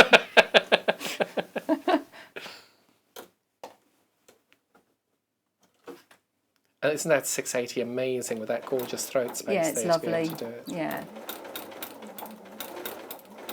You've That's- used your stitch length at 3, so that would be Yeah. about right, wouldn't it? Yeah. Because you're going to see it, so it is a course. top stitch, really. But also with so many layers as well. You've got Yeah. the wadding, 4 Yeah. layers on the Yeah, because handle. you've got your wadding twice Yes. in there. You've And got your your wadding in the in handle. here. Yeah. And there's 4 layers of fabric in the wadding, in the handle as well. Right, so I won't do the locking stitch on here because Well, I know you're I'll going to take you bury through. the ends and Yeah. do it all neatly that way.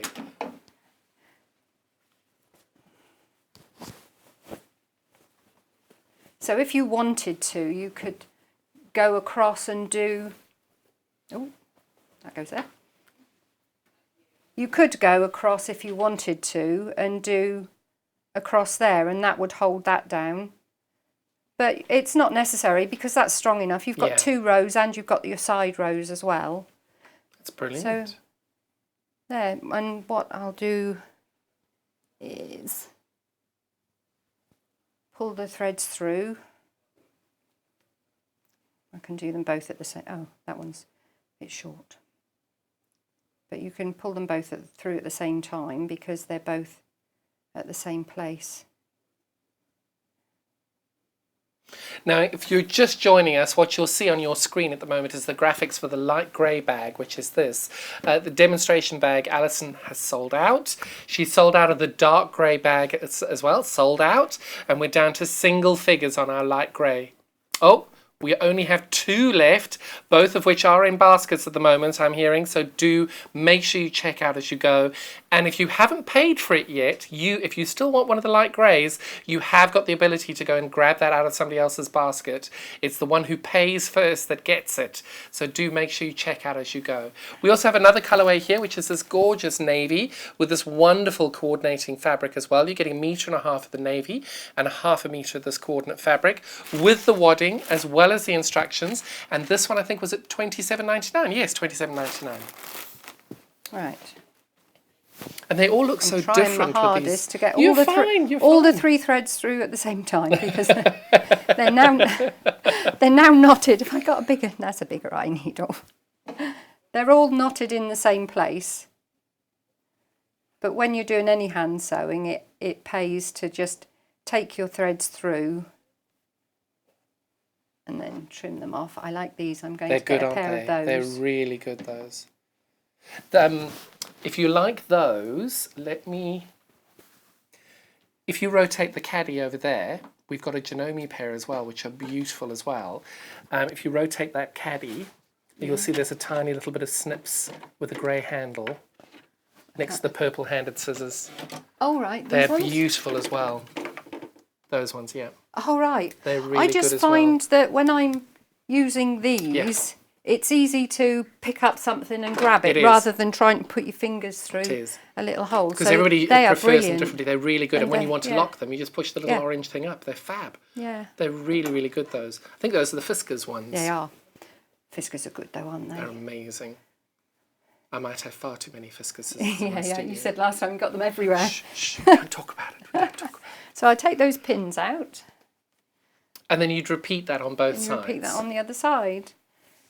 So you just finish that off up there, and finish that up there, and you've got your bag. Wonderful. Oh, Alison, these are amazing. Now, I hear we've got you back in 9 days' time. Yes. Looking forward to that. Yes. Can't thank you enough for this. We've had a gorgeous quilt sell out, both colourways. We've got 3 colourways here, which are about to sell out on the light grey. Only 2 of these left. We've got the navy. We are going to just thank you again so much for your That's all time. right. It's been so You're lovely welcome. having you. Thank you, everybody. We're going to remind you... Sorry. We're going to remind you all how to... Are we going to do a roundup? Oh, okay. So please, if you have got anything in your basket, make sure you check out. We've got the colourways left of the navy. Do check it out on the website. Alison, thank you so much. We'll see you again. We're going to have a little break now to redo the set, and we'll be right back.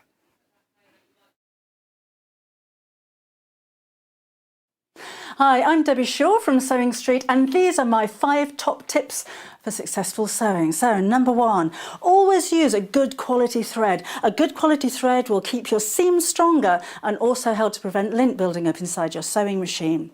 Tip number 2, if your project isn't going quite according to plan, put it down, walk away from it, come back again the next day, and you'll probably find that things don't seem half as bad as they did.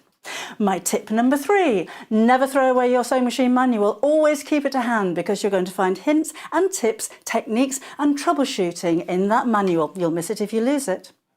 My tip number 4 is to read your pattern instructions before you even cut out your fabric. Different manufacturers of patterns will give you different instructions, different ways of constructing your garments and different seam allowances. So to have a successful garment, you need to follow the instructions precisely. And then tip number 5 is don't give up. Every professional sewer sewed their first seam. Every professional quilter quilted their first quilt. Every professional quilter sewed their first line of wonky stitches and had to get out the quick and pick. That's no different to you. So I hope you find these useful. If you want more hints and tips, then why not go to Sewing Street on channel 74 on Freeview, on Sky 670, and of course we have a YouTube channel where you can catch up on previous demonstrations. We'll see you soon.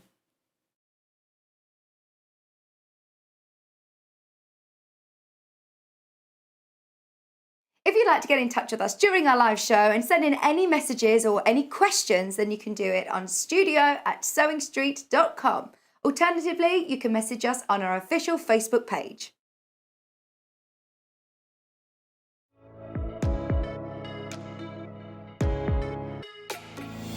Hi, I'm Rosie Wells. My name's Poppy and I'm a nutritional therapist. Hi, I'm Ruth Lynette and I can't wait to join you all on the brand new Gemporia Lifestyle channel. If you're a fan of primal living, you're going to adore what's around the corner. What is lifestyle? Lifestyle is healthy habits. Feeling good, it's about looking great, Making sure that we're taking good care of ourselves inside. and it's about the life that you lead and the home that you live in.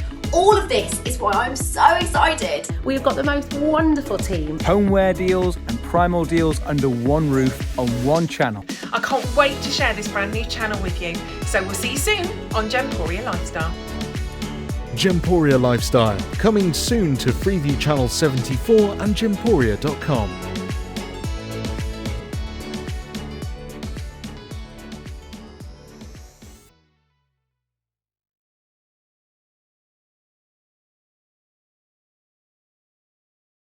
Would you like to take part in our weekly competition?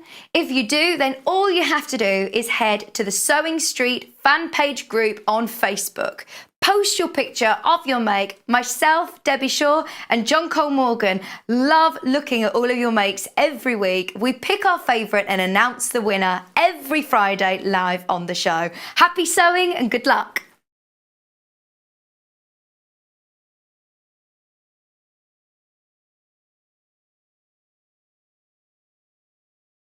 Hello, my name is Sally Stevens. I'm from Worcestershire, a little town called Upton upon Severn, which is a lovely little riverside town. And not far from there, I also have a little sewing studio, so I can work and leave all my mess left out when I'm preparing projects and quilts and so on. My speciality is, in fact, quilting, patchwork and quilting, and I probably started that when I was about 14 years ago. So as I often joke, that was only 7 years ago. In fact, it was rather a lot longer. But I've always enjoyed crafting, and patchwork really hooked me, and I love it. So now then, what can I tell you? Some something you may not realise about me is that although lots of you have seen me many, many times on Sewing TV and at classes, because I teach as well, I also do a lot of unpicking. So don't be afraid ever if you have to unpick things. So do we. It's not a problem. We all have to start somewhere. And sometimes you get a bit cocky and think, oh, I can just do that without pinning or without this. And then you think, should have paid attention to my own words. So some sewing tips for you. That's one, keep a seam ripper handy. That will always be your friend. And another one that I think is very important, whether you're a beginner or more experienced, when you're sewing something, particularly for the first time, a new technique, slow down. There's no rush. It's not a race. Have a little practice with spare fabrics if you've got them before you use your best fabric that you've just purchased so that you get your techniques just right. But also slow down, take your time, watch what you're doing, think about what you're doing, and read the instructions. That's always very useful. So what can I say? I've been asked to say what my claim to fame might be, and I would have to say, in all honesty, being on Sewing Street.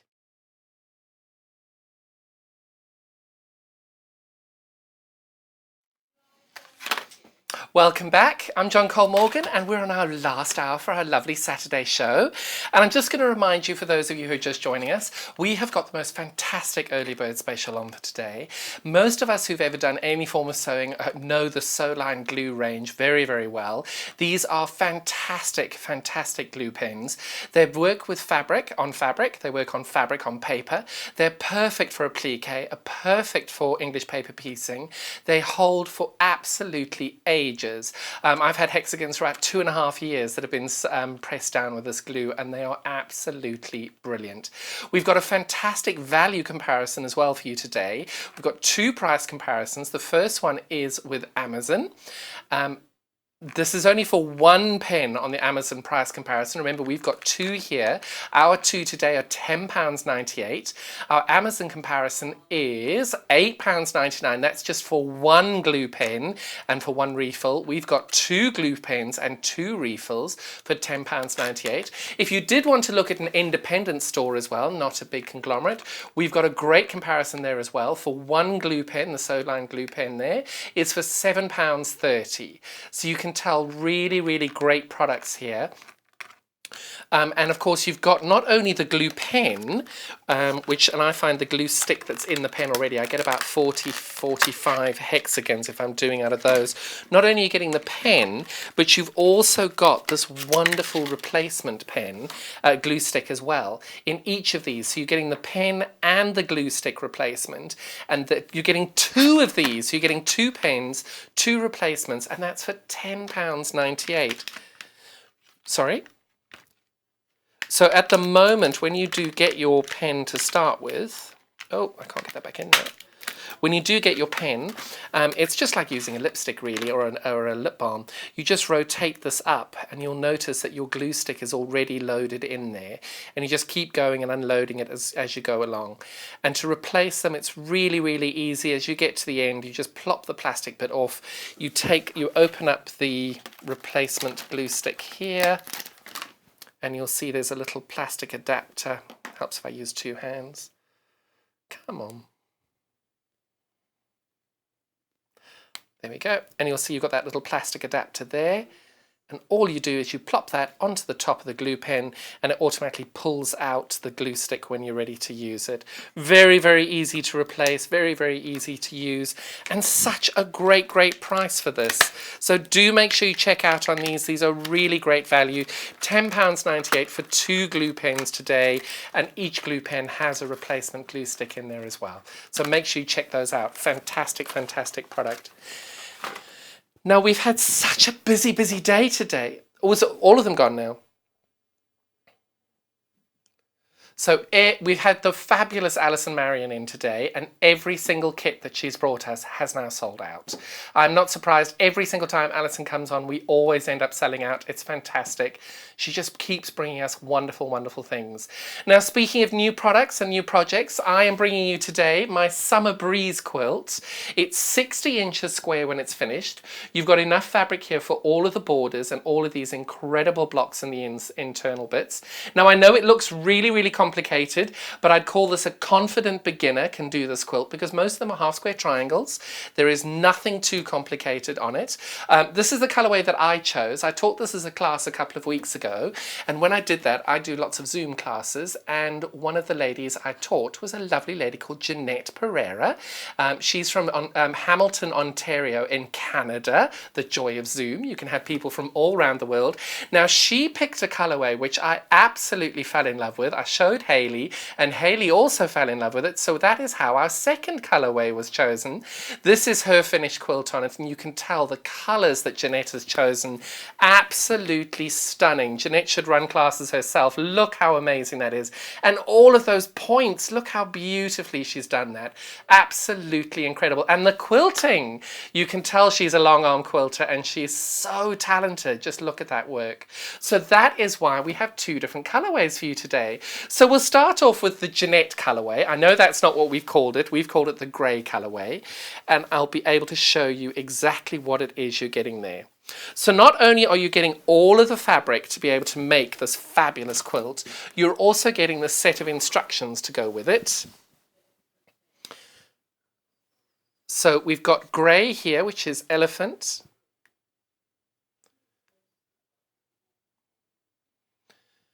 We're getting 2.5 meters of the grey.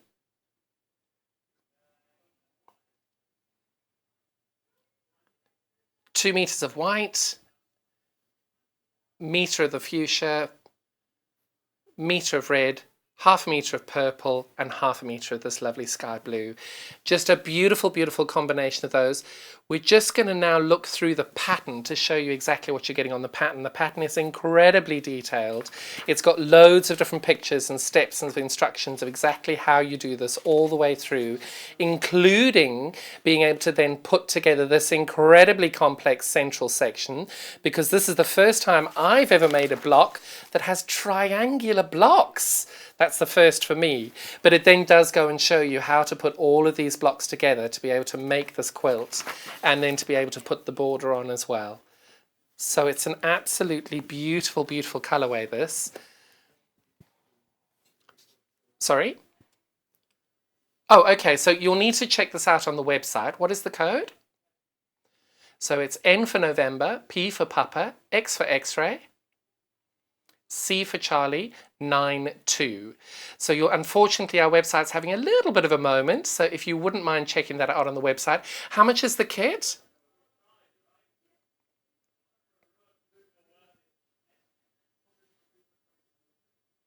So all of the fabric here available. How many meters is it? 8.5? 8.5 meters of fabric. So for £58.99, you're getting 7.5 meters, not 8.5, sorry, 7.5 meters of fabric and the instructions for £58.99. The quilt finishes at 60 inches square. It's a really, really great colorway. This has been chosen by my dear, dear student Jeanette Pereira from Hamilton, Ontario in Canada. And then for the colorway that I've chosen, we've got these wonderful colors here as well. We've got this wonderful marine blue, 2.5 meters of that, 2 meters of the white, 1 meter of the pink and the orange, and 1/2 meter of the green and the blue. Again, 7.5 meters there with the wonderful set of instructions. Again, £58.99. I absolutely think that is such a great deal. And just a reminder to remind you what the quilt looks like when it's finished. Let me move that out of its way. And you can see just how beautiful this is. It's a really lovely, lovely quilt. So now let me show you how it is I make this. I'm going to start off with a little bit of a tricky block. You're going to go and make 4 of these blocks. you're going to go through the quilt and you'll see in the pattern, it'll explain to you very, very easily how it is that you do this. Most of these are half square triangles. So when I say it's a confident beginner, if you have been able to do half square triangles before, you will be absolutely fine. Remember that scant 1/4 inch, and all of the triangles and all the half square triangles, they measure to be the same size as these squares. So you'll be able to then square every single one of the half square triangles up to these little squares because they're all the same size. Then the next bit that you're going to do is you're going to be making these blocks over here. So you'll see this is my corner block over here. But then if I put that there, you'll see I've got exactly the same block, just the center is a bit different. So if I've got time in my demo, I'm going to show you how to do that.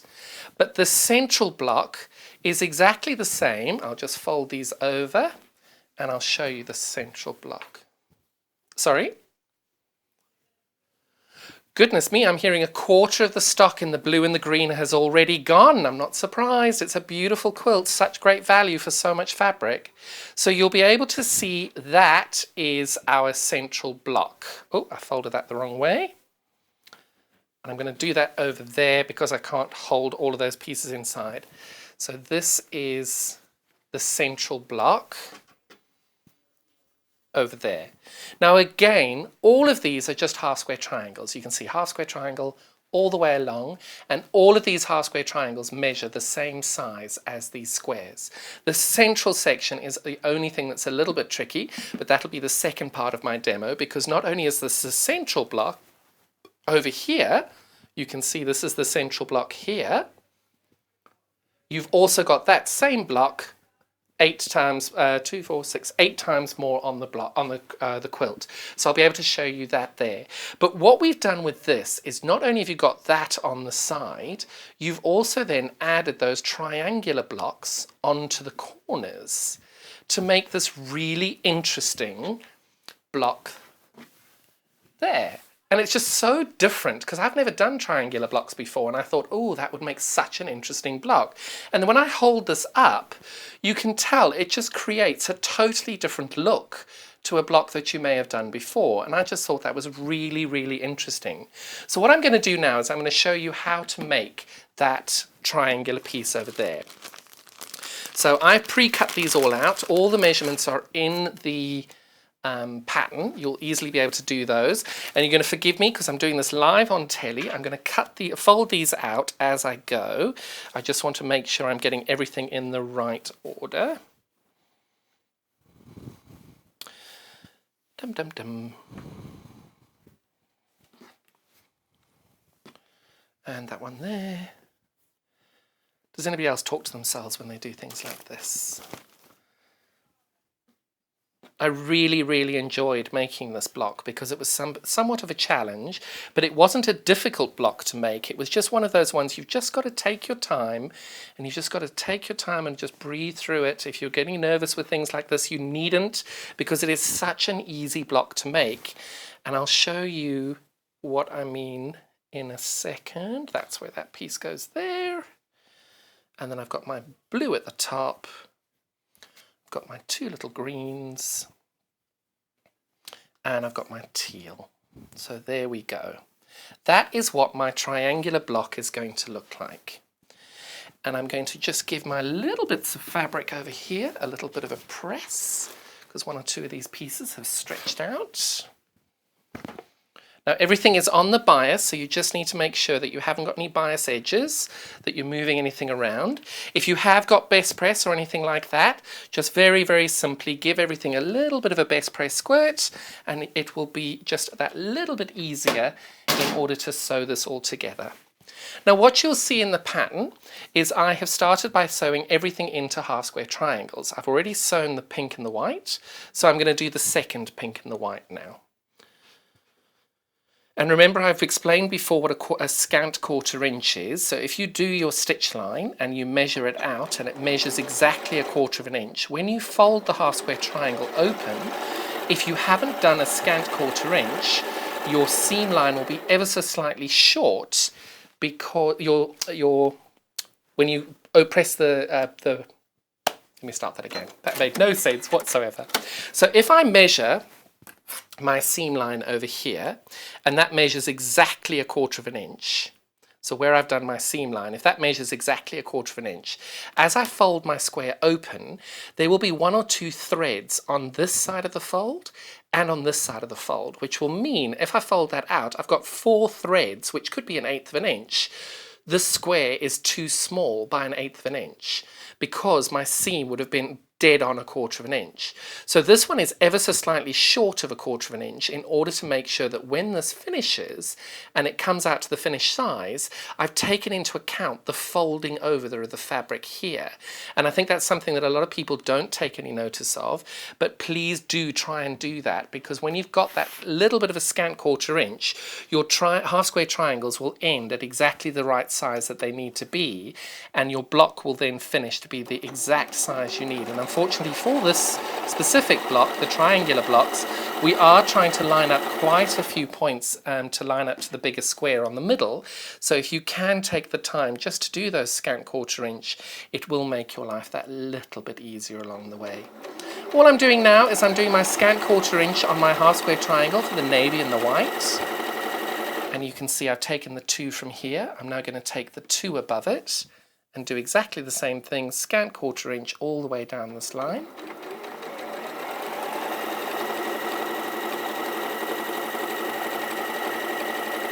I like chain piecing mine. You don't have to.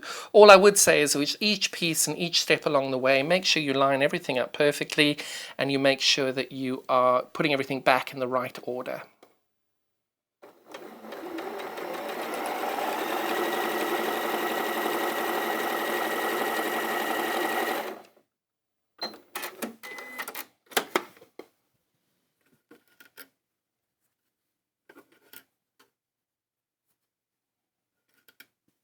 Right, so I've got my lovely June Taylor back again. I've got 5 of these half square triangles now to press. I do prefer to press my seams open. You must do what works best for you. And by pressing my seams open, I have the triangle down. I just gently apply a little bit of pressure with 2 fingers. I then push my finger along here, hold it open, and as I put the nose of my iron down, I just guide that along as I go, and then I just put my iron down on top of that. I haven't moved anything, I've not distorted anything, and all I'm doing is just pushing the iron down. The reason for that is that if you do put any pressure on it and distort it, your square will come out and you'll have that distortion here, and you won't have a full square. You'll end up with a funny shape in the middle, which will throw out your points on the putting together process of this. So you can see I'm just guiding it through ever so slightly with my finger, pressing that down, turning it over, pressing that down. And if you are going to be using any form of best press, now is the time to do that. But I think we're out of stock at that at the moment.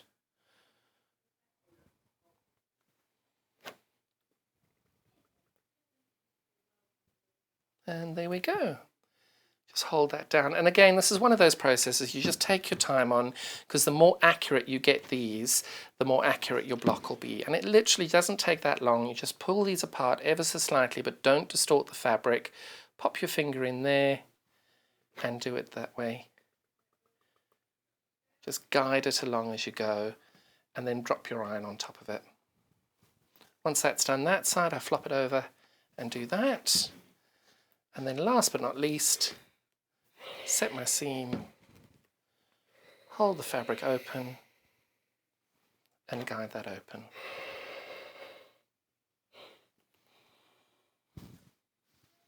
Now that's a large portion of your block already done, and most of you, I know, can easily do those, so you're in a good space. You can feel comfortable about doing that. So we're at that point now. I've got to make sure I'm getting these the right way around. So that goes that way, that goes that way, and that one's going that way, and that one's going that way. So you can see the majority of the block is now done. I'm now going to sew this onto here and that onto here. And in order to do that accurately, I'm going to line the bottom of my triangle up over here. And I'm going to make sure that this is nice and square. So I've got a little bit of a dog ear at the top there. And when I do this pink side, I'm going to do exactly the same thing, but I'm doing it on the opposite side, but again, lining that up perfectly there. So I'm now going to stitch that along here.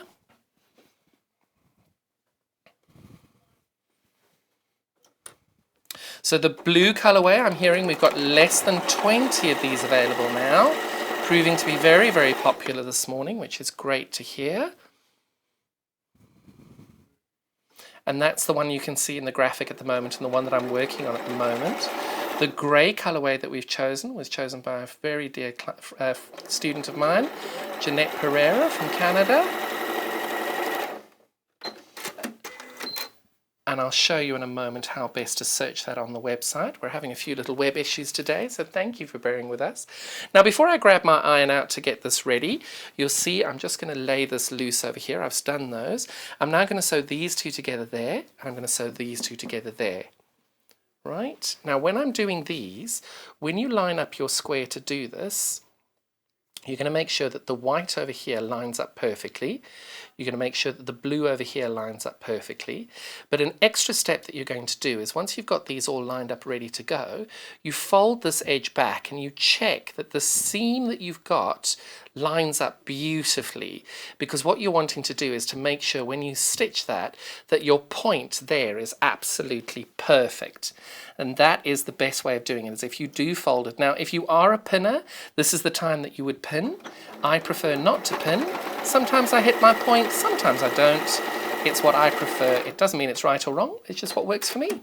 So you do the same. Now, when I fold this open, moment of truth, you can see that that's worked absolutely perfectly, and that's exactly what you're wanting to do. Now, when I do this one, I'm going to do exactly the same thing. I'm putting these one on top of the other. I'm lining up my corner over there. I'm lining up my corner over here. And once I've got those two corners lined up, I put my finger there, I rotate this back, and I check that I've got that gorgeous seam over there, which I do. And then I'm going to go and put that through the machine, hold everything nicely in place, and do the same scant 1/4 inch down there.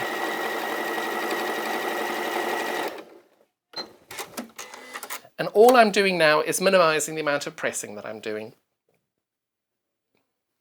And you can see, voila, that's exactly what I'm looking for, that perfect, perfect point over there. So at this point, I'm going to take these 4 pieces to the little pressing mat, and I'm going to press those nice and open. Again, I set my seam,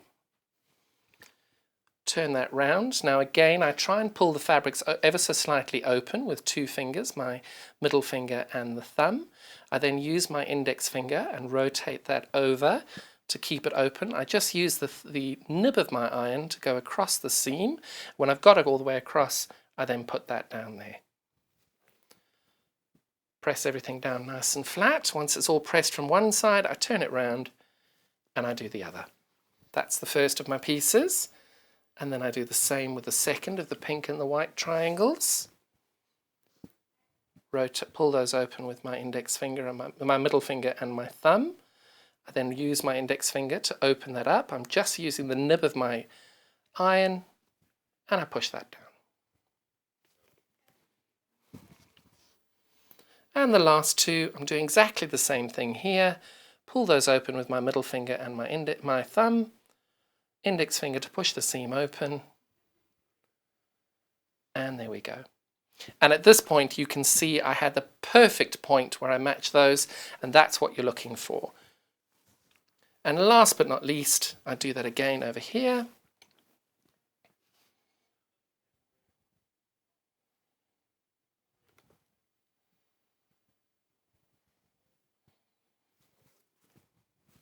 Right, so we are now in this position to be able to create our little rows. Oh, I've lost a piece of triangle, there we go.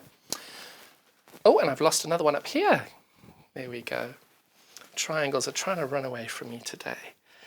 So there we go. Now we just double check that everything's all lined up. And there we go. Now the next tricky bit that we have is this bit over here. And this bit does take a few moments to just try and get your head round and see what you're doing. So these bits are pretty much done now. This is the next bit that you're wanting to try and do. So the first thing we're going to do is we're going to put that on top here. And we're going to sew down this edge over here. Now what you're going to do is you can see I've got a 1/4 inch on this side and I've got a 1/4 inch overhang on each side there, and that's exactly what I'm looking for, and I'm going to sew down a 1/4 inch down this line. As I moved that, it moved.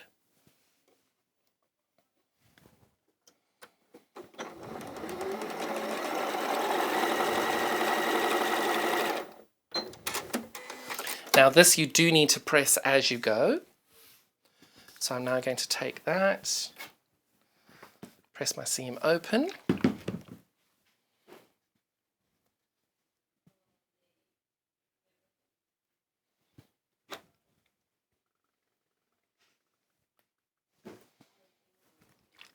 Now your iron finger and your stiletto would work brilliantly at this point. Now if I put that there, I know that's going there, and then I do this one here. Now again, I'm wanting to make sure that I get a 1/4 inch of the teal out and a 1/4 inch over here, because as I sew down there, when I fold this back, I'll have a 1/4 inch seam at the bottom there in order to make sure that when I sew these together, I'm not going to miss my point. So again, you're going to have that little teal popping out on one side and the green on one side, 1/4 inch, make sure you got that perfectly aligned in the middle, and if you can eyeball it or you can fold the fabric in half each time, either will work perfectly.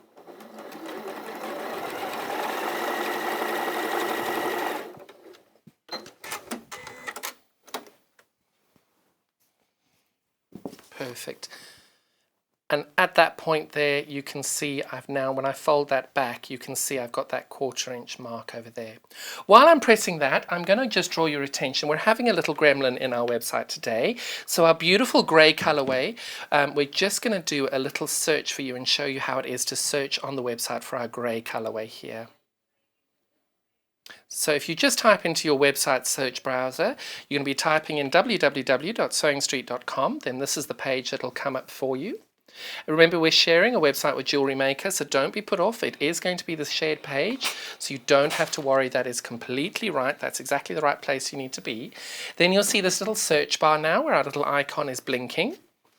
So if you type in the code N for November, P for Papa, X for X-ray, C for Charlie. Oh, there you go. It's already there. So if you can see, it's automatically popped down. If you click on that, that'll give you the website there with the different colorways that are coming in as well. And just if you click it into your add to basket, and then that'll go in and you can check out from there. So if you do need to write down the code to search, that's one that's highlighted on your screen. Otherwise, if you type in the word John and Breeze, that will come up as well. So if you just go into the search bar and type in John and Breeze, you'll see the 2 colorways there. So there are 2 bundles. The blue colorway, we are less than 20 on those, and then the grey colorway will pop up into your screen and we can get that from there. So all I've done now is I've just pressed those last few little sections over there, which is exactly what I needed to do there. I've sewn those 2 bit on there. Now all I have to do is I have to sew that on here. Now the easiest way of doing this is, now remember everything's on the bias on these little triangles, so do take care. If you just hold those in there and just fold a little indent line over there, you will then be able to have the middle section of your triangle.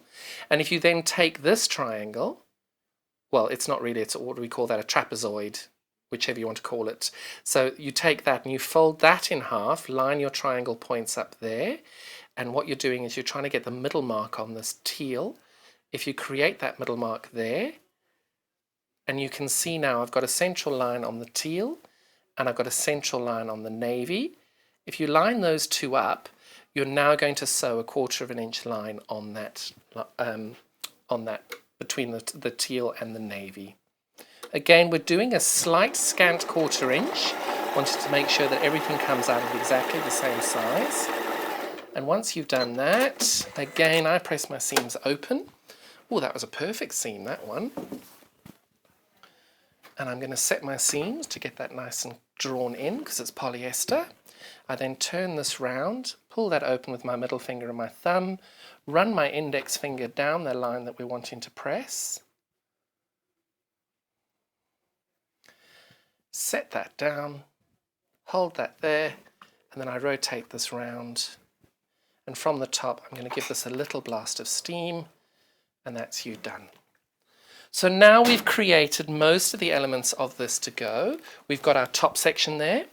All we need to do now is we need to sew these we need to sew these three pieces together and these three pieces together, and then we sew this bit to this bit to this bit. So we'll do that now.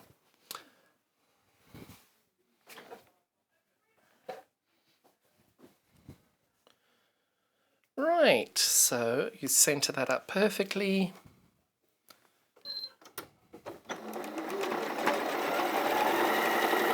And what I love about this quilt is it looks really, really complex, but because you're just taking your time and you're learning each and every single half square triangle and every triangle, you just take your time and do it bit by bit. It's really not a difficult quilt to be able to make. It's a lovely, lovely quilt, and you get such a sense of achievement being able to create something quite complicated with some really genuinely easy methods to be able to do that. So now that didn't cut, sorry about that, I lifted my foot too much.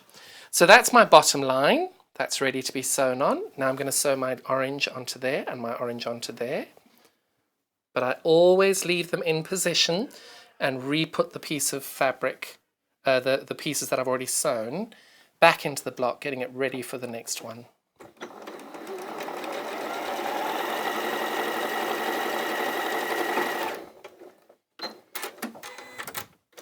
There we go.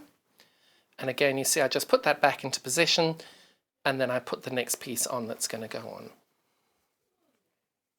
And these ones as well, just one thing to remind you, with the triangles, I'm matching them to the bottom corner over there, and you'll see I've got a little dog ear at the top, and I will have a little dog ear on the bottom, but I'm always matching it to this point over here, lining everything up there.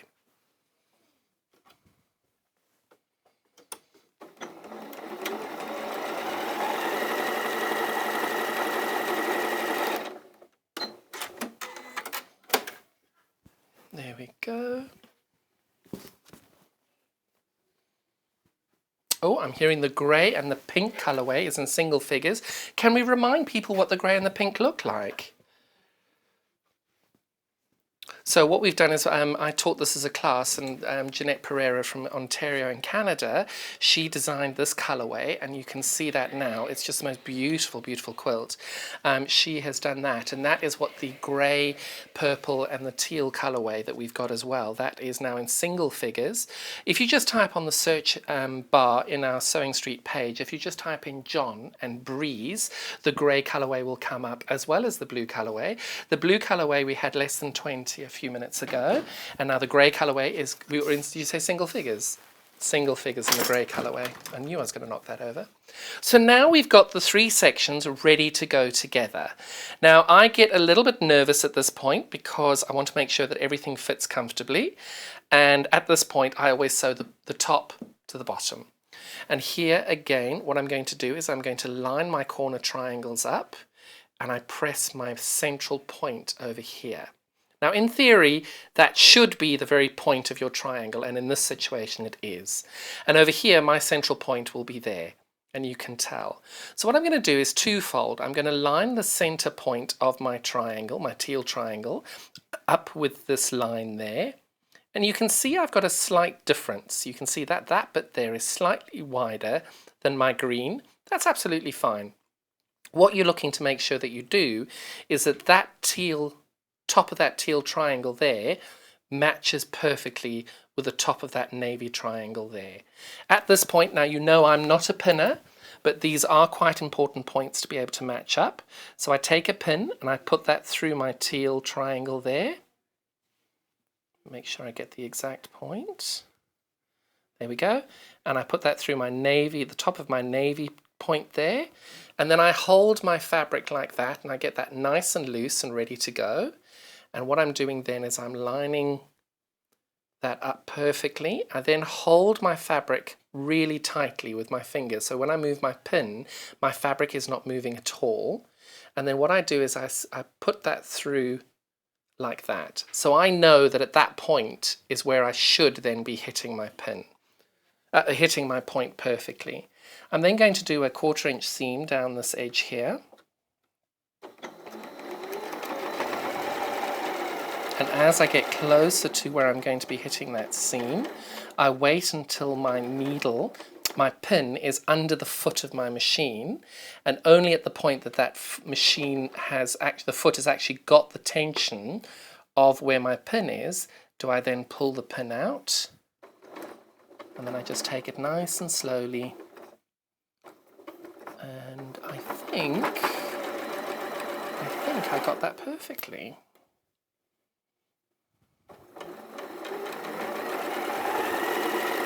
As any of you know with my demos, I do not like to use pins, because every time I use a pin it doesn't work. So, and again, I like to press my seams open, especially at this point. You've got a lot of bulk at that point there. You want to make sure that if you're pressing your seams open, you've got a lot less bulk at that point when you come to quilt it. So I do that, press it along.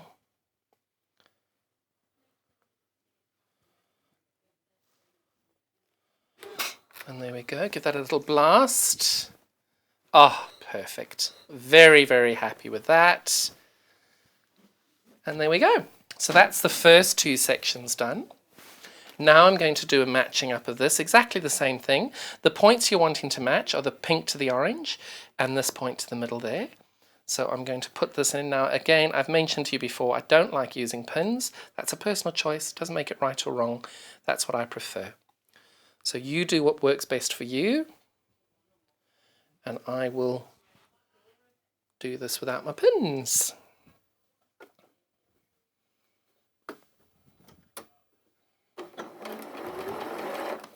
What I am doing though is as I go along, I'm going to check that I've got everything lined up beautifully.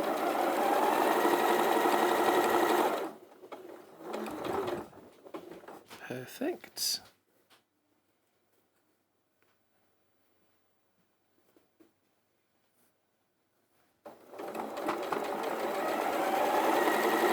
And who would have thought doing a triangular block would be this easy?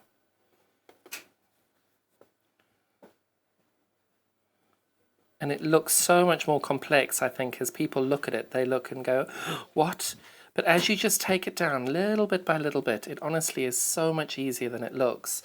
And it is so effective. And all you're doing is half square triangles all the way through your quilt. Perfect.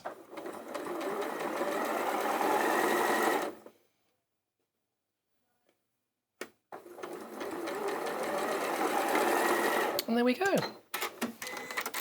And that is the most complex block in the whole quilt. And you can see that's taken me, what, 15 minutes to do? And you've got to make 4 of these, but it is really not that difficult to do. You can see you just take your time, you build it ever so slightly, make sure that you do get your scant 1/4 inch involved for your half square triangles. You press everything, if you want to press it open or to the side, whatever's easiest for you. I do think pressing open at this stage is going to make your life that little bit easier, just because you're going to have quite a lot of bulk in the middle. And then all you do, set this last little seam. Come on. And it does become a little bit, oh, go on. There we go.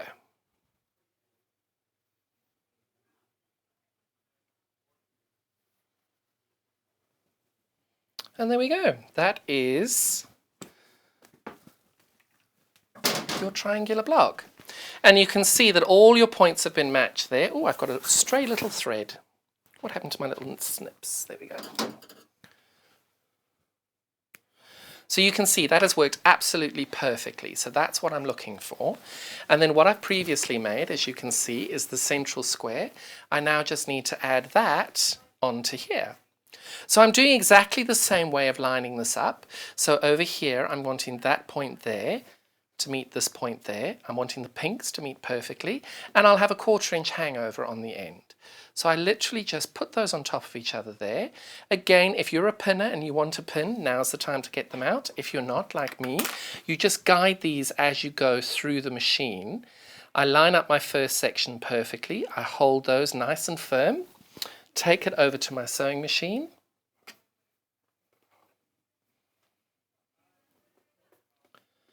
And I'm going to do my 1/4 inch all the way down.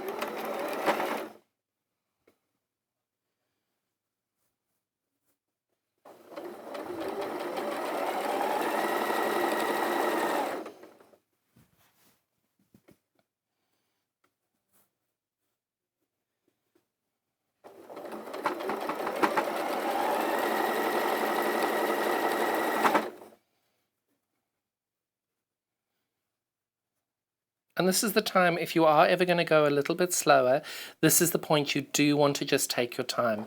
There is absolutely no need to rush. Getting the seam on, if you get it right, it looks absolutely perfect, and it is so special to be able to get the seam absolutely perfect.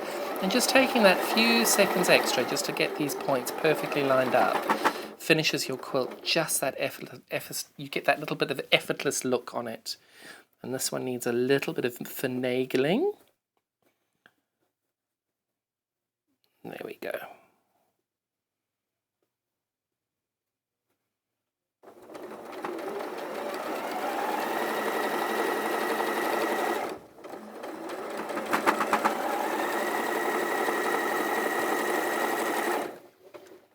Brilliant. So that is the finished section for the middle section.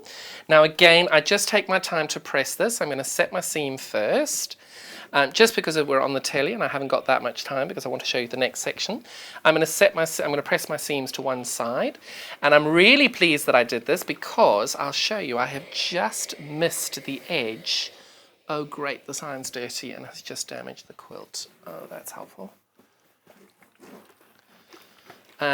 So over here, you will see I have just missed my edge over here. Now, don't unpick. You've got nothing to worry about. All you need to do is you fold that over, you take it to your sewing machine, you're going to start just there, and you're going to end just there. And all you're going to do, I'll show you now, because everybody then sees that, they unpick the whole block, and it's just, you're on the bias, everything's going to go haywire. Don't unpick anything. So what I'm doing here, and it's literally, there we go. I want to say I planned this, but I didn't. You'll see it's the tiniest of little seams over here. If I move that there, you can see. I've just done this tiniest of little seams to make sure I catch that point there. And as I flick that open, you'll see it's met perfectly now. And that's all you need to do. If you have missed a point, just go back and stitch an inch from this side, an inch from that side, and just catch that point perfectly. So that is your central section of your triangle. Now the bundle that I'm working with at the moment, this is my blue colorway. If you wanted to check this on the website, if you just type in John and Breeze, both colorways will come up. But the color that we're doing at the moment is this colorway over here. And that is available for £58.99. You're getting 7.5 meters of fabric and these wonderful set of instructions. The instructions are really, really helpful and very, very clear as to what it is that you're looking for. It's got loads of different diagrams. It takes you step by step through each and every project. When you get to these more, you'll see that's your central block there. You've then got your smaller blocks around the outside, and then you're doing your triangular blocks, and then you've got the whole, how you put it all together. So at this point, that's where we are now. And then we're going to make 2 more of these, and I'm going to show you how to do that central section because that is a little bit tricky. And I just want to make sure everybody understands that, because half square triangles, you know what you're doing. But I have to say, for a quilt of this size, 60 inches square this quilt is working out, and for it to be able to have 7.5 meters of fabric, there is such a huge amount there, and you will have lots left over. It's just such a great quilt, and it's a lovely, lovely project to be able to start with and to try and to just give it a go. So what we're doing here is I'm going to lay out that central block. So that is going to be my central piece there. Just need to double check whether there we go, that's right. So that's my central little block. And I've just realized I've got these at an angle. And then I'm doing that bit there, that bit there, that bit there, and that bit there. Now I have cut out all the other bits that go with it. I won't lay these all out at the moment because this bit here, which is the central section over here, and the central section for 8 of your blocks is a really, really important section. Now remember, we're cutting 3 different sizes of blocks here. That is the section there that we're doing. This is obviously the largest size, but I want to make sure that you understand how to do this, because here again you're dealing with bias on every angle, and if we have got time I'll just expand the block out and show you what it is that we're doing. I'm going to keep that there just to make sure I've got everything going in the right direction. So the first thing you're going to do is you're going to take your blue square and you're going to fold this in half. And I'm going to keep my fingers on there, and I'm just going to do a little press line there and a little press line there. It doesn't have to be huge, you just need to make sure that you've got a press line. So there we go, we've got those 2 little marks there ready to go. And then what I'm doing here is I'm taking my triangle and I'm pressing that in half. And I line those up there, ready to sew on each one. Now remember, everything is on the bias. You need to be very, very careful that you're not pulling, you're not stretching, you're just gently taking that and putting those 2 little press lines in, and then you're lining those 2 little press lines up. You're taking this over to your sewing machine and you're stitching a scant 1/4 inch. And by scant I mean 1 thread smaller than 1/4 of an inch. Okay. And there we go. We've done our first seam over there. Now I've already pressed these 2, and you always start by doing opposites. So you can see you've got those 2 there, opposite, and you now press these, you stitch these again, also 1 thread short of a 1/4 inch, so a scant 1/4 inch. And there we go.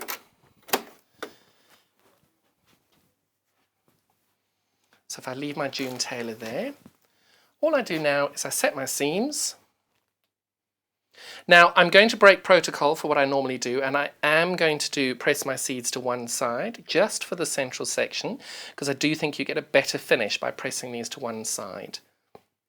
You must do what works for you, but I think you do get a slightly better finish on this. So all I've done now is I've pressed those seams open. I've pressed those seams, sorry, not open, and that's going to be fitting in there. Now all you do now is you take this and you fold it in half, and you press a line, and you take this section,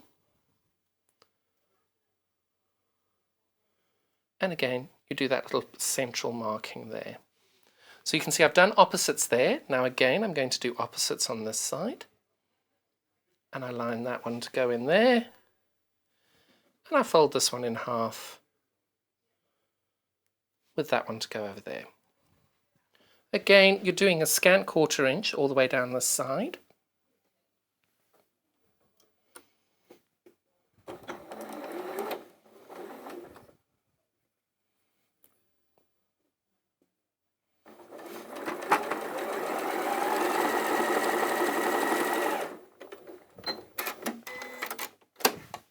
And there we go.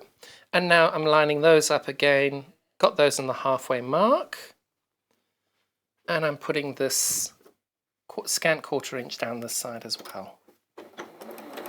Now what this block is actually called, for this little central section, it's called a square in a square.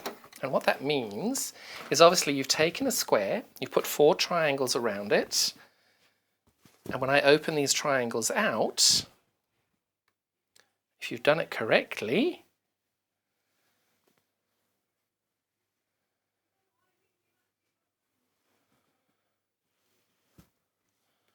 come on.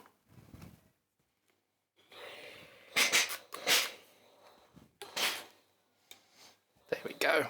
Why is it not lying flat? There you go. Right, so if you've done that correctly, you now have a square in a square. And to know that you've done it correctly, you've got the same size gap all the way around, and here I do. Now if you want to trim this up at this point, that is absolutely perfect. You don't have to, but if you want to trim this up, you're most welcome. It does help keep that the bulk of the little dog legs out the way. You don't have to. So what I'll do is I'll do half with and half without. It doesn't really matter.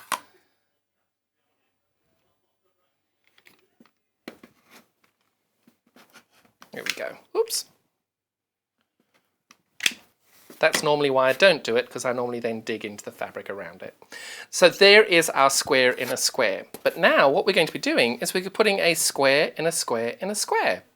So just like I did before, I'm going to fold this in half on both sides. I'm going to get my little press line there. I'm going to take this round. I'm going to put my little press line there. And that's going to sit that way. And then I'm going to fold this in half. Get my press line there. And that's going to slot on that section. And then this will sit in on the other side.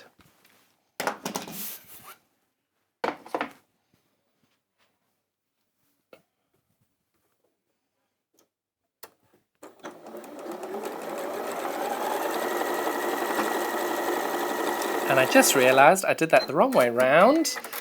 So, oh, that was almost perfect. Do press from the back because you'll make sure that you actually hit that point perfectly. And I didn't hit the point perfectly. And it's only a thread away.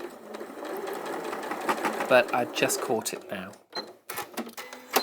So there we go. Now I line up my central mark there with my central mark on there.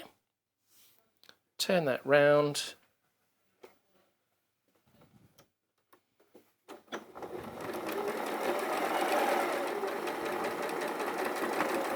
That's exactly what I'm looking for. So when you do your stitching, you'll be able to tell here whether you get your seam or not. And you can see that my seam has gone all the way through there. That's exactly where I want it to be. So that is exactly what you're looking for there, is to be able to just get the lip of those points exactly right. Got our steam working nicely now. So when you do the second square and a square and a square, the last round, what you're trying to do is to get that navy to just gently kiss onto that little green mark over there. That's exactly what you're looking for. Now all you do is you take this again, you fold it in half, get that centre.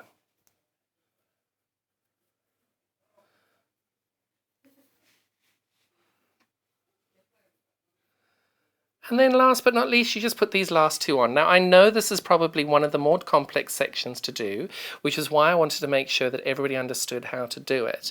Because if you get this bit right, you're then going to be so confident with the rest of the quilt, because the rest of the quilt is just half square triangles. And this is a really easy block to do. You've just got to take your time and you just think about how you're doing it, take it nice and slowly, and it's done. And it's almost like foundation paper piecing because of how perfectly the lines line up here. It's great.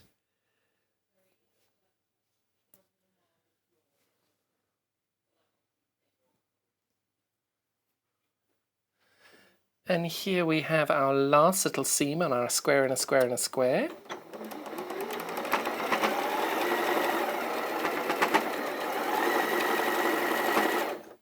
Now again, I just slightly missed that central section over here.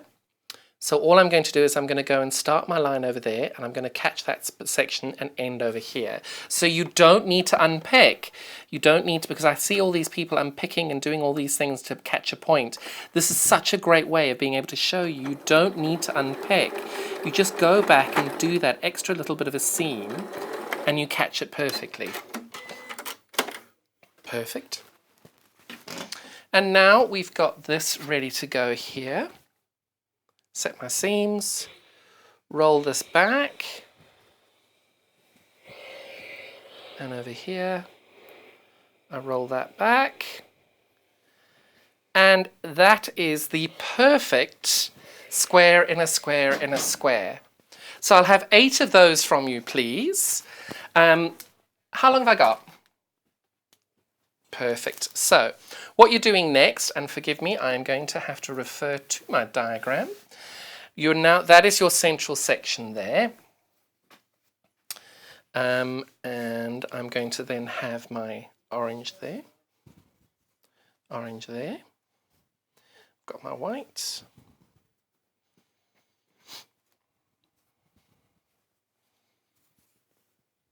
And then you're just literally adding on all the little sections of squares and half square triangles.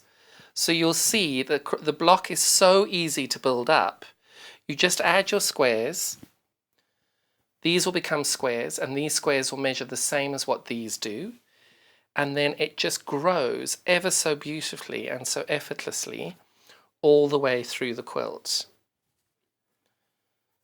And as you build this up ever so slowly, you will see how easy it is and how beautifully it all lines up to make these what terribly complex looking blocks, but they really are very, very simple and very easy to make and to do, which I'm hoping everybody's able to really enjoy, because I thoroughly enjoyed making this. And that's another pink and a white, so I'll put my pink and a white there.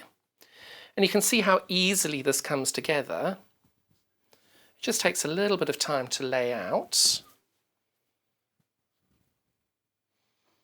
And it's a bit like a fabric jigsaw puzzle, really. Very satisfying to make it come together. And it just works so, so beautifully. And the diagrams are all in the pattern that you're easily able to track everything down and see what you're doing and how you're doing it. And it's just such a lovely, lovely block. The class I taught a couple of weeks ago had about 25 people doing this block, and it was so lovely to see all the different colours people had chosen and how everybody really enjoyed it. And the great thing with all these classes, doing things on Zoom and stuff now, is you get people from all around the world doing it. Jeanette's from Ontario in Canada, and it's lovely to be able to do this. And we've got loads of ladies from Canada who actually watch the show, which is lovely. It's a little worldwide sewing family, isn't it? I'm getting these the wrong way round now. Pay more attention, John. Less chatting, more doing. There we go. Now, congratulations to everybody who has managed to get their kits. Thank you very much for that. A few little website issues, so I'm glad you've been able to search for that. Thank you.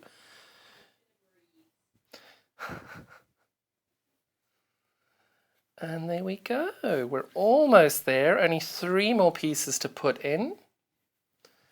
3 more pieces to go in. 4 more pieces to go in. Nope, that's the wrong way round. 2 more pieces to go in. 4 more pieces. Gosh, almost there. That goes there. And the great thing is I've got to go and teach this afternoon as well. I'm really excited. So there you go. You can see that's how easy the block is to go together. These are all half square triangles. So once you've put all the half square triangles together, they will measure the same size as these. Then you're attaching those 2 together there as a 4 patch. These as a 4 patch. You attach those 2 4 patches to the central square. Then you're attaching those as a 4 patch, and those 4 will go together, and these 4 go together there. It's a really, really lovely block, and you can see this is the second most complicated block. There are 9 of these, 8 in one size, and 1 is the central block, which is this size in the middle here. You can see it there. I can't fold that all completely right, but that is your central block. We first learned how to do the triangles in this section now, which are these sections here. If I fold that back there, you can see that is our triangular block that we just learnt. I'm running out of hands. And then we've got that central block that you can see on the board ready to go there. It's a really lovely quilt, and thank you all so much for the purchases that you've made so far. I'm going to be very naughty and take those and put them in there, and hopefully they won't be creased out of oblivion into that bag. But now let me recap what we are getting in this wonderful bundle here. So the first thing we're going to get, do we have any of the grey left? Perfect. So we'll start off with the wonderful blue colourway here. You're getting 2.5 meters of the navy blue, 2 meters of the white, 1 meter of the orange, meter of the pink, 1/2 meter of the green, and 1/2 meter of what I've called teal. So you're getting 7.5 meters of fabric there. And if that's not enough, you're also getting a wonderful set of instructions for this. All of those available, 7.5 meters of fabric and the instructions for £58.99.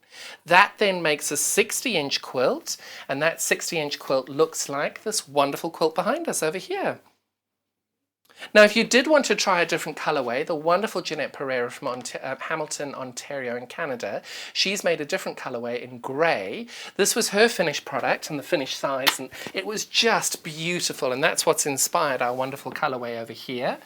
And this has got 2.5 metres of the grey, 2 metres of the white, metre of the pink, metre of the red, 1/2 metre of the purple, 1/2 metre of the teal, of the powder blue, baby blue, and the wonderful instructions. And again, those are £58.99.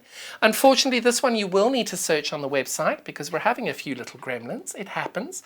Easiest way of searching that is if you type in John and Breeze, you'll be able to then see all of both of these colorways. Best way of doing that, www.sewingstreet.com. As you go on, you'll see we're on the Jewelry Maker page. That's our sister channel. You type in the little search bar there where our cursor is flashing. If you type in John and Breeze, you will see we've got 2 colorways. Oh, there we are. We're live at the bottom one now. So if you click the bottom one, you'll see the grey and the pink Summer Breeze collection. That will then take you along to be able to show you what that all looks like. Fabulous, fabulous. How many? We only have 5 of the grey and the pink colourway left, so I'm very, very pleased with that. Jeanette will be very pleased as well. So congratulations, Jeanette. You've got a winner on that colourway. Well done. Now, when you've made your quilt, you're obviously going to need to put this all together. We've got 2 lovely sections of wadding for you. Now, remember, our quilt today is only 60 inches by 60 inches square. So the great thing is you'll have lots left over. We do have a wadding tape in stock as well, so make sure you check that out. Hannah did a wonderful demo it was a week ago, because my car broke down, and the lovely Hannah did this wonderful demo. And the 3/4 inch basting tape is fantastic for putting big pieces together like this as well. If you are a bit worried about the security of it, put it on both sides. It works brilliantly. I've used it on 120-inch pieces and put a 60-inch piece together with that seam in the middle, and it works brilliantly. Quilts like a dream. So that wadding tape is fantastic. So whatever you've got left over, you'll then easily be able to make another quilt out of very, very easily, because this is the queen size 80/20 wadding by Heirloom by Hobbs, and that's a 90 by 108 inches for £32.99. And again, this quilt is only 60 by 60, so you'll have a piece left over which is 30 inches by 58. So if you cut that up, you'll easily be able to get another bigger piece out of that and make another quilt. So this is a queen size, yes, but you can then cut it up and use it how you like. I personally adore the 80/20 wadding. I think the finish that you get is exceptional. You get that wonderful drapey quilted effect that just looks quite vintage and traditional. And I just love the feel of the 80/20. It's slightly heavier than your polyester wadding. We do also have the queen size in 90 by 108 in polyester. And if you just look at it in the bag, that one there, compared to our 80/20, you can just see this wonderful puffing in the bag. This fabric, or this polyester wadding, automatically wants to puff out. So when you quilt this, you've got a much more 3D effect to it. And with this, it's a lot lighter than the 80/20 wadding. So people who don't really like very heavy quilts, this is perfect for you. And if you do want that 3D quilting effect, this is the perfect wadding for you. This is £21.99 for a 90-inch by 108-inch piece. And again, you'll have loads left over. The quilt that we've got today is only 60 inches square, so you'll have loads of this left over. Really, really lovely products, those as well. Now, yesterday was our half birthday, how exciting, and we ran a wonderful little competition. The competition was, if you made any purchase during the day, the first prize was going to be a 15-pack set of Liberty fabric fat quarters. Was it fat quarters or half meters? Fat quarters. We also then, the second and third prize winner was going to win 2 Sewing Street exclusive panels, and we're able to announce the winners. I never get to announce the winners, so today we're able to do that for you. And our winners are, Doris Short, congratulations, you've won our Liberty. Lorraine Purdy, you've won our second prize. And Pauline Morrissey, congratulations, you're our third winner. Congratulations to all of you. If you wouldn't mind, we don't need to contact us at all. We've got your details, so your prizes will be sent out to you in the next couple of days, so it should be with you by the end of the week. And congratulations! I hope you all enjoyed our half birthday sale yesterday. It was so good, and I'm really looking forward to my little badge arriving as well. And you're getting the Gemporia magazine, where you're going to get my face in there as well. Sorry for that. And you're going to get a wonderful little savings code in your Gemporia magazine this month as well. So make sure you look through that, because there's a wonderful saving in there as well. Great, great little magazine. magazine that, so enjoy it. Tomorrow we've got the lovely Debbie in, and we've got the menu for tomorrow is the So Different Everyday Chic Dress with Adele Rowland. We've got Colour, Thread and Free Motion Quilting book at 9. We've got the Tilda Fabrics at 9:30. So Different Swing Jacket at 10 o'clock. And the 11 o'clock will be the Workroom's must-have. Oh, I'm looking forward to that one. And then the 12 o'clock show will be the repeat of the Kriss Kross Quilt this morning with Alison Marion. So looking forward to seeing Debbie doing all that tomorrow. I can't thank you all enough for your time today. It's... Oh, after this will be the 8 o'clock show from our half birthday sale tomorrow. Now remember, of course, you will be watching this on repeat, so you unfortunately won't be getting a sewing badge. You won't be entered into the competition because this is a repeat. So do bear that in mind. We're really sorry. We hope that we'll be able to bring you badges at another wonderful event, but unfortunately in the repeat you won't be getting entered into a competition or be getting the badge. I can't thank you all enough for your time today. Have a wonderful rest of the day. Happy sewing. And congratulations to everybody who got such wonderful products throughout the day. You go well. Bye-bye.